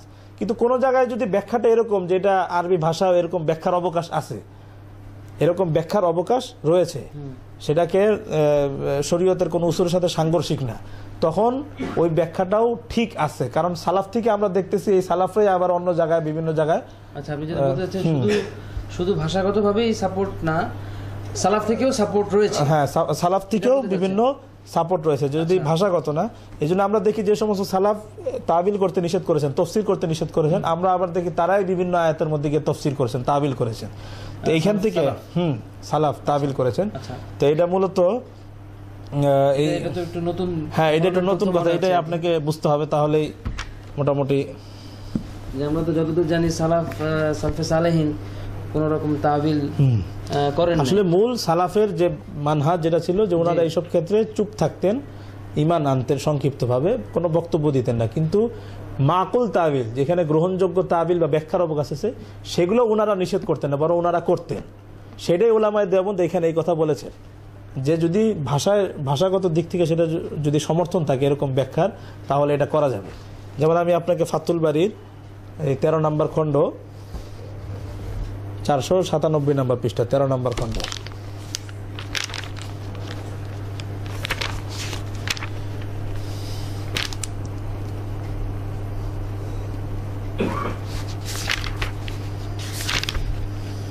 তাবিল করলে বুখারী শরীফে, হ্যাঁ, তাবিল করলেই যে সেটা একদম নাজায়েজ হয়ে গেল, সেটা তাহলে নাজায়েজ হয়ে গেল, বিষয়টা আসলে তা না। আচ্ছা, একটু তাবিলটা তখনই নাজায়েজ হবে যদি তাবিলটা এমন হয় যে এটা শরীয়তের উসুলের সাথে সাংঘর্ষিক, শরীয়তের কোনো মূল আকীদার সাথে সাংঘর্ষিক, বা আরবি ভাষায় এই ধরনের কোনো ব্যবহারই নেই, আরবি ভাষায় এই ধরনের কোনো ব্যবহারই নেই, এরকম তাবিল করলে সেটা গ্রহণযোগ্য না। কিন্তু যদি এরকম হয় যে আরবি ভাষাতে এই ধরনের ব্যবহার রয়েছে, তাহলে সেটা করা যেতে পারে। যদি রয়েছে মনে করেন, কিন্তু সালাফ থেকে কোনো রেফারেন্স না, নাই। সালাফ থেকেও অনেক প্রমাণ পাওয়া যায়।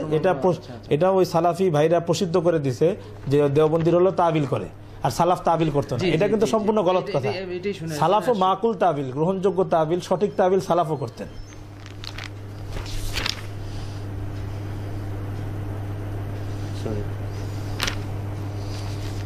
যেমন এখানে ফাথুল বাড়ির 13 নম্বর খণ্ডে 7402 নম্বর হাদিসের অধীনে হাফিজ ইবনে হাজার আসকালানি এই মূলনীতিটা উল্লেখ করেছেন যে তাবিল মূলত আল্লাহ তাআলার সিফাতের ক্ষেত্রে ওই অর্থেই আমরা ঈমান আনবো যে অর্থে আল্লাহ নাজিল করেছেন, নিজের থেকে কোনো ব্যাখ্যা করব না। কিন্তু যদি কখনো ব্যাখ্যা করা হয় এবং সেই ব্যাখ্যাটা যদি আরবি মহাওয়ারায় বাগধারার নীতি অনুযায়ী যদি সেই ব্যাখ্যার সমর্থন পাওয়া যায়, তাহলে সেই ব্যাখ্যাটাকেও ভুল বলা যাবে না। এই মূলনীতিটা হাফিজ ইবনে হাজার আসকালানি ইবনুদ দাকিক ঈদের সূত্রে নকল করেছেন। তো এখান থেকে বোঝা গেল, এবং এটা শুধু ইবনুদ দাকিক ঈদের কথা না, এটা আরবের সালাফি আলেম যারা আমাদের যারা শেখ মোহাম্মদ বিন সালেহ ওসাইমিন, ওনার কিতাবে আমরা পেয়েছি, উনি এই কথা বলেছেন যে আরবি ভাষার বাকৃতি অনুযায়ী যদি তাবিল করা হয়, যেটা আরবি ভাষায় এই ধরনের ব্যবহার আছে, তাহলে ওইটাও কেউ কুফরি বা বিভ্রান্ত ব্যাখ্যা বলা যাবে না, ওইটাও ঠিক আছে। এটা শেখ মোহাম্মদ বিন সালেহ ওসাইমিনও বলেছে। তো এখান থেকে একটা জিনিস আপনাকে বুঝতে হবে যে উলামায়ে দেওবন্দের মাওকিফ সালাফের মাওকিফের সাথে এবং বর্তমানে সালাফি যারা আলেম আছেন, মূল যারা শেখ ইবনে বাজ, শেখ ওসাইমিন, তাদের আকীদার সাথে কতটুকু তাদের সামঞ্জস্যতা, এটা আপনি একটু পরে বুঝতে পারবেন। আর বর্তমানে যারা সালাফি বন্ধুরা আছে তাদের সাথে সৌদি আরব ওই জামানার সালাফের কতটুকু দূরত্ব, এবং বর্তমানে যারা মূল সৌদি আরবের সালাফি আলেম তাদের সাথে অনেক দূরত্ব রয়েছে। তাদের ওনারা কার রেফারেন্স ইউজ করছেন সেটা ওনাদেরকে জিজ্ঞাসা করতে হবে। তো এখন আমি এখান থেকে জিনিসটা দেখাচ্ছি।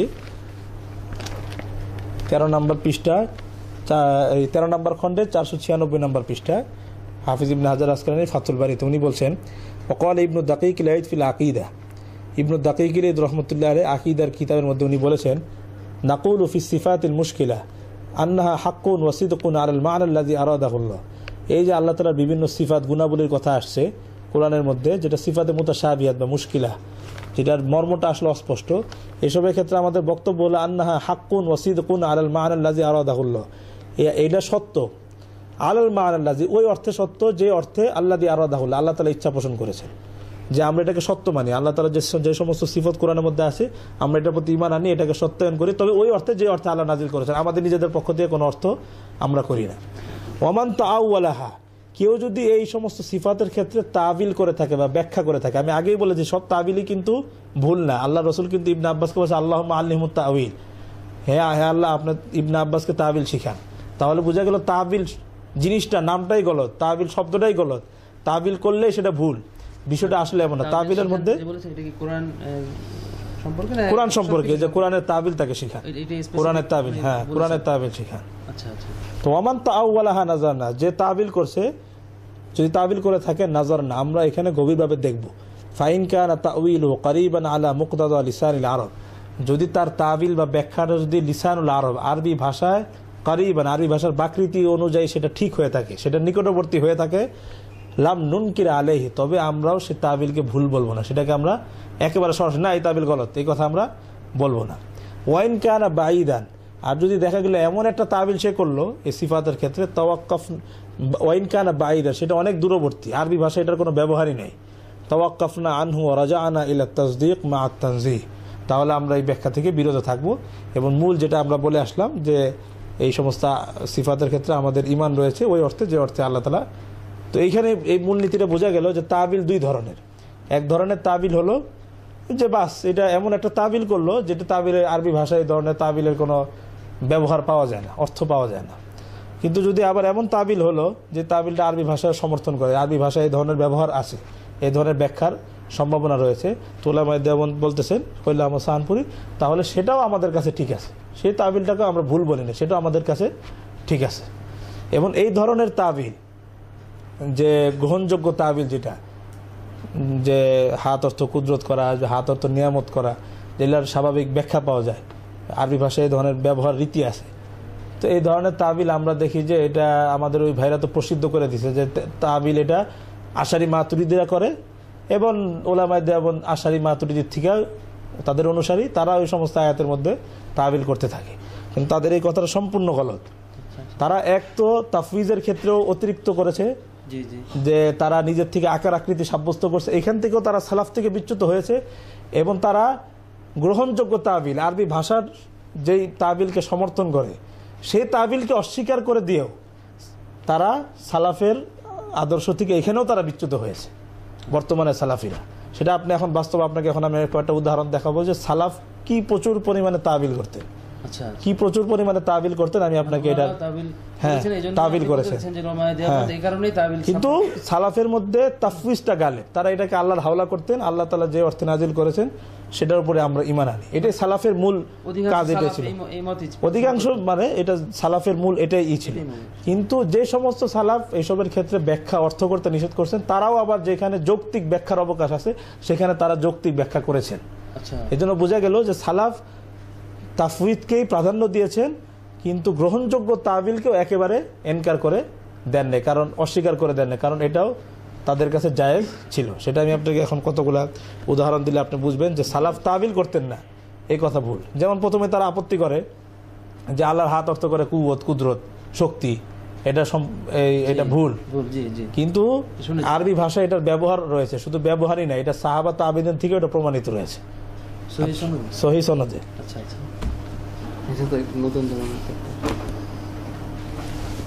আমরা তো শুনেছি যে তাবিল করা যাবে না। আমি প্রথমে আব্দুল্লাহ ইবনে আব্বাস থেকে শুরু করব। আব্দুল্লাহ ইবনে আব্বাস রাদিয়াল্লাহু তাআলা আনহু একজন সাহাবী, উনি কোনো আশারি মাতুরিদি না, নাকি উনি আশারি মাতুরিদি অনুসারী আপনি মনে করেন? তখন তো ওনারা ছিলেন না। হ্যাঁ, জি জি। তো তাহলে তো তাবিলকে খালি আশারি মাতুরিদি করে? বলেন যে ওনার জন্য আবার স্পেশাল আল্লাহ নবী দোয়াও করেছেন, সহিহ বুখারীতে সেটা riwayat আছে, এবং উনি তাবিল করেছেন। জি। আচ্ছা,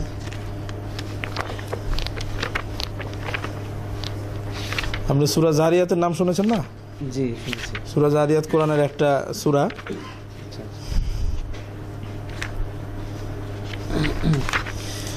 সূরা জারিয়াতের 47 নম্বর আয়াত। আচ্ছা, সূরা জারিয়াতের 47 নম্বর আয়াতের মধ্যে আল্লাহ তাআলা বলেছেন ওয়াস-সামাআ বানাইনাহা বিআইদি ওয়া ইন্না লামুসিউন, আসমানকে আমি স্বহস্তে সৃষ্টি করেছি।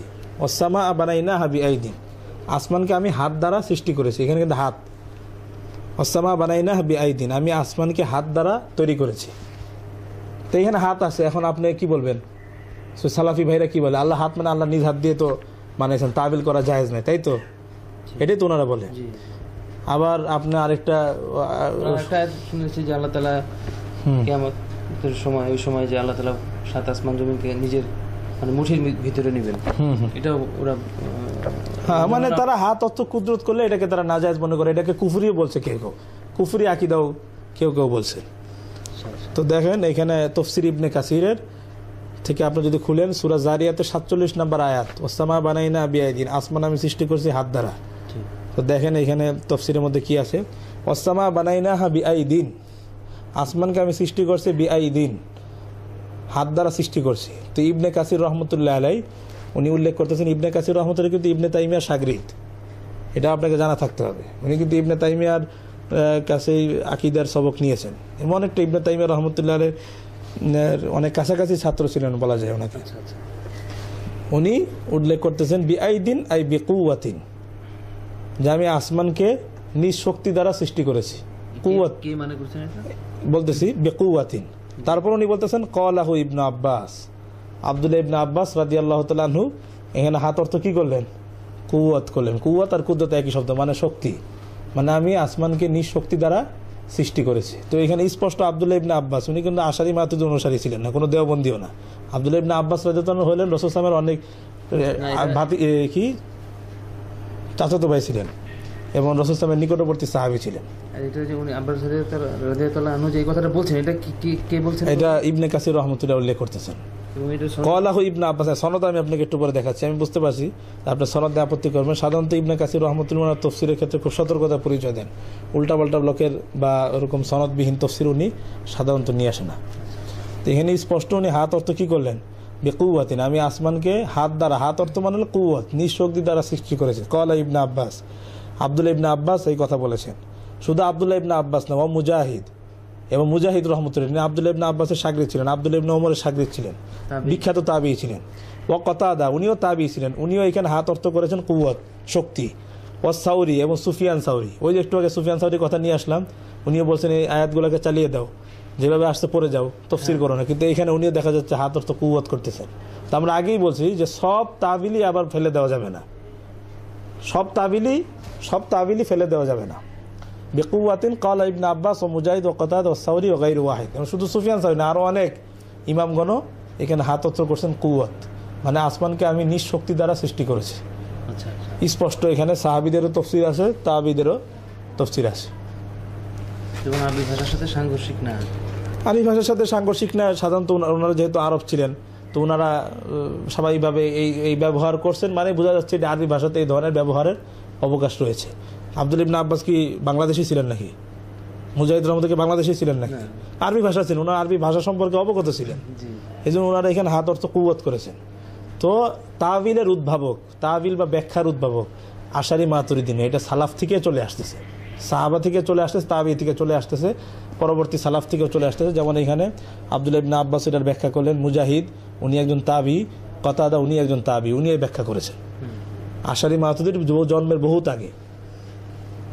তে একটা জিনিস, এখন আপনি বলবেন যে এখানে তো সনদ নেই, তফসির ইবনে কাসির তো আপনারা খুব নির্ভরযোগ্য মনে করেন, তাও যেহেতু আপনি সনদ চাইছেন, তাও আপনাকে সনদ 2-3টা দেখাই।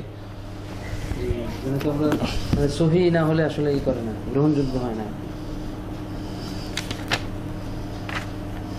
মানে বিশেষ করে আকীদা বিষয়ক ব্যাপারে তো সনদ আরো বেশি ইম্পর্টেন্ট।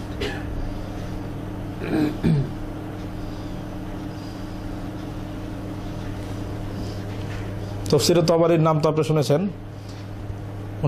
উনি একজন সালাফ ছিলেন, আশারি মাতুরিদি রহমতুল্লাহ আগে ছিলেন, তাদের আগে ইন্তেকাল করেছেন আর কি, তাদের সমসাময়িকী প্রায় ছিলেন। তবারি রহমতুল্লাহ অনেক বড় মুহাদ্দিস ছিলেন, অনেক বড় মুফাসসির ছিলেন, বিশাল কিতাব লিখেছেন তাফসিরে তবারি। তারপর ওনার হাদিসের কিতাব আছে তাহজিবুল আসার, তারপর উনি ইতিহাস নিয়ে কিতাব লিখেছেন তারিখে তবারি। সেই ইমাম তবারি রহমতুল্লাহ তফসির, এটার ওই যে সূরা জারিয়াতের কথা বলছি, এই তাফসীর তাবারীর 27 নম্বর খণ্ডর মাকতাবাতুত তাওফীকিয়ার, এই যে ওয়াসসামা বানাইনাহা বিআইদিন, তিনি বলতেছেন হাদদাসানি আলী ক্বালা হাদদাসানা আবু সালেহ ক্বালা হাদদাসানি মুয়াবিয়া আন আলী আন ইবনে আব্বাস কওলাহু ওয়াসসামা বানাইনাহা বিআইদিন ইয়াকুলু বিকুওয়াতিন। একদম সনদ সহকারে যে আব্দুল্লাহ ইবনে আব্বাস, আসমানকে আমি স্বহস্তে সৃষ্টি করেছি, তিনি বলেছেন হাতের ব্যাখ্যা উনি করেছেন বেকুয়াতিন, হাত অর্থ হলো কুওয়াত, এখানে হাত অর্থ হলো শক্তি, আসমানকে আমি নিজ শক্তি দ্বারা সৃষ্টি করেছি। সূরা জারিয়াতের 47 নম্বর আয়াতের ব্যাখ্যায় আব্দুল্লাহ ইবনে আব্বাস হাত অর্থ কুওয়াত করেছেন, শক্তি, স্পষ্ট তাবিল করছেন, উনি এখানে হাত করেন নাই। হ্যাঁ হ্যাঁ একই আয়াত। তারপরে সনদ দেখতে চাইছেন, এজন্য সনদ দেখাই দিলাম, আরও সনদ আছে। আল আসমা ও সিফাত বাইহাকি, ইমাম বাইহাকি রহমতুল্লাহর কিতাব, এখানে উনি আল আসমা ও সিফাতের মধ্যে 129 নম্বর পৃষ্ঠায়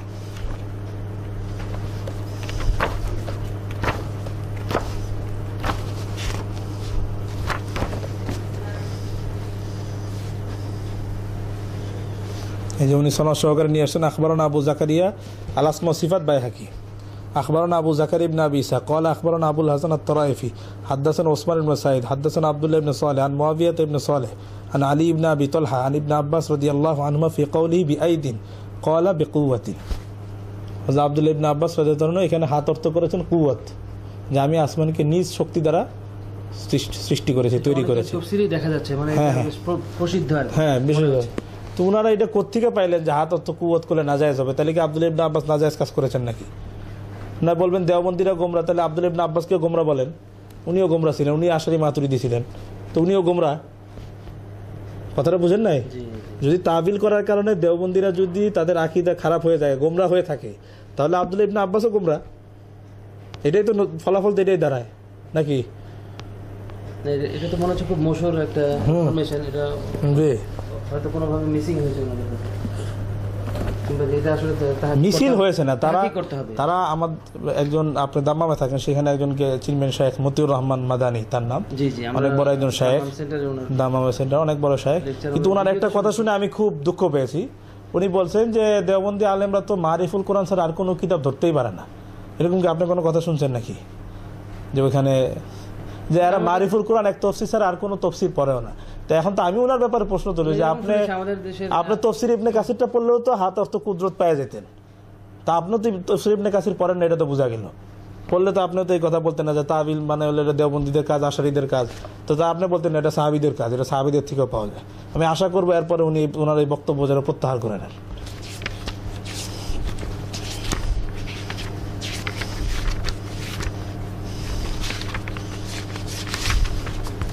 এরকম বলতে শুনেছেন কি এলেমের গভীরতা আসলে আম মাদ্রাসা কিংবা শিক্ষা ব্যবস্থা এতটা গভীর না আর কি। যাই হোক, এখন এটা আমার সামনে পেশ করা যেতে পারে, এই ব্যাপারে আমরা এরকম শুনলাম। তো তারপরে এটা তো এক নম্বর উদাহরণ, হাতের অর্থ দিলাম আব্দুল্লাহ ইবনে আব্বাস থেকে। তারপর আরেকটা প্যান্ডলি, জি জি, তারা বলে আল্লাহ তাআলার প্যান্ডলি আছে, যেমন আপনি এই কিতাবটা পড়েন, তারপরে শহীদুল্লাহ খান মাদানী পড়েন আল্লাহ তাআলার প্যান্ডলি আছে। তো ওনারা দলিল দিচ্ছেন ইয়াউমা ইউকশাফু আন সাকিম ওয়া ইউদাউনা ইলা সুজুদ। এটা ওনাদের একটা বই, মহান আল্লাহর নাম ও গুণাবলী, আব্দুল হামিদ ফাইজি, একজন সালাফি আলেম, তাওহীদ পাবলিকেশন ওনার ওই বই বের হয়েছে। এখানে উনি দেখেন ভূমিকার মধ্যে লিখেছে,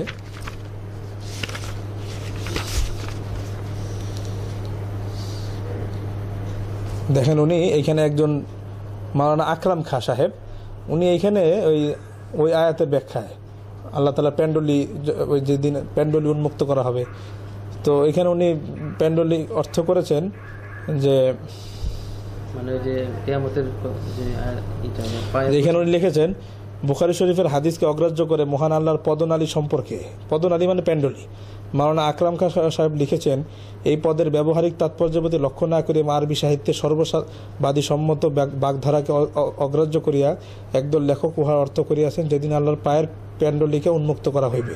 কিন্তু ইহা আরবি ভাষার একটা ইডিয়ম, কোনো গুরুতর পরিস্থিতি উপস্থিত হইলে আরবরা ওই ইডিয়মটা ব্যবহার করে থাকে। এটা আকরাম খাঁ সাহেবের কথা।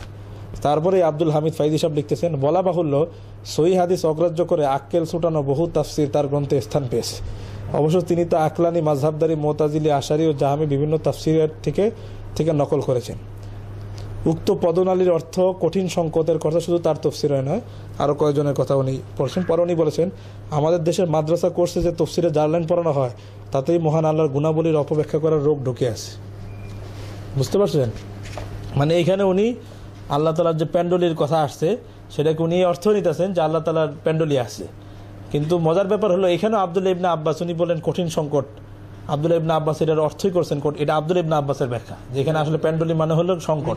এটা আশারি মাতুরিদি এবং হ্যাঁ মুতাজিলাদের, জি, মাত্র উনি বলেন মুতাজিলিদের থেকে উনি নিয়েছেন। কিন্তু তাফসীরের কিতাব যদি ভালো করে পড়তেন তাহলে পেয়ে যেতেন যে এখানে প্যান্ডলি অর্থ যে কঠিন সংকট, এটা আব্দুল্লাহ ইবনে আব্বাস থেকে সহিহ সনদে আছে। খোদ হাফিজ ইবনে হাজার এই সনদকে সহিহ বলছে। আমি আপনাকে সেটাও দেখাই। ফাথুল বারীর 13 নম্বর খণ্ড, ফাথুল বারীর 13 নম্বর খণ্ডের 555 নম্বর,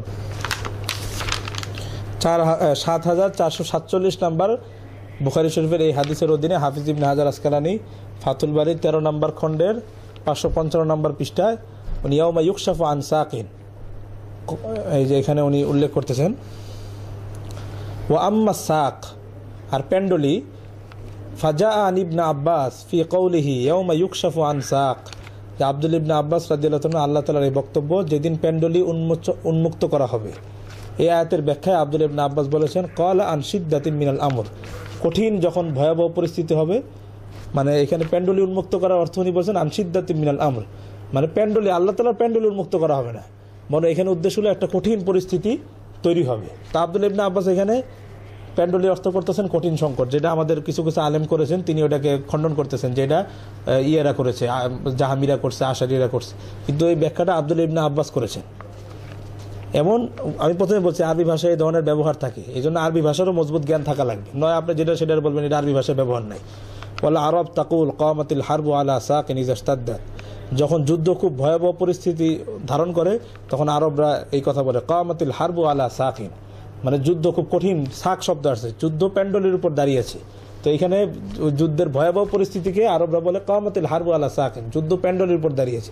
আসলে প্যান্ডলের মানে যুদ্ধ কঠিন অবস্থা ধারণ করেছে, ওই কঠিন অবস্থা কঠিন সংকটটাকেই আরবি ভাষায় এটার ব্যবহার আছে। তো আব্দুল্লাহ ইবনে আব্বাস রাদিয়াল্লাহু মতো সাহাবীও এখানে ইয়াউমা ইউকশাফু আন সাকিন প্যান্ডলীয় অর্থ কি করলেন, যে কঠিন সংকট। এবং এটা শুধু ওয়া আসনাদ আল বাইহাকি আল আসার আল মাজকুর আন ইবনে আব্বাস, এই যে ইবনে আব্বাসের থেকে যে উক্ত ব্যাখ্যা যে উনি অর্থ প্যান্ডলীয় অর্থ এখানে করেছেন সংকট, এটা নকল করেছেন বাইহাকি রহমতুল্লাহ আলাইহি বিসানাদাইনি, দুইটা সনদে উল্লেখ করেছেন। কুল্লু মিনহুমা হাসান, হাফিজ ইবনে হাজার আসকালানি বলতেছেন দুইটা সনদই হাসান, তাদের সনদ হাসান, সহিহ না শুধু হাসান, মানে এই হাসান মানে হাসান সহিহ হাদিসেরই একটা, সহিহ সনদেরই একটা ধাপ হলো হাসান। নিজে ইবনে হাজার নিজেই বলেন যে এটা ইবনে আব্বাস থেকে দয়ীফ সনদে না, সহিহ সনদেই ইবনে আব্বাস থেকে প্রমাণিত, উনি প্যান্ডলি অর্থ করেছেন কঠিন সংকট। তো বোঝা গেল যে তাবিল এটা আশারি মাতুরির উদ্ভাবন করছে, এটা সালাফ তাবিল করতো না, এটা যে নিতান্তই একটা গলত কথা, এটা আপনি স্পষ্ট পেয়ে গেলেন। এবং ইবনে কাসিরের মধ্যেও, তফসির ইবনে কাসিরের মধ্যেও আছে, ওইখানে প্যান্ডলি অর্থ ইবনে আব্বাসের ব্যাখ্যা বলা হয়েছে, প্যান্ডলি অর্থ হলো কঠিন সংকট, একটা কঠিন সংকটের মুহূর্ত। ইবনে কাসিরে এই কথা আসছে। আর এটা ফাতুল বারীর 13 নম্বর খণ্ডের 555 নম্বর পৃষ্ঠা, হাফিজ ইবনে হাজার আসকালানির।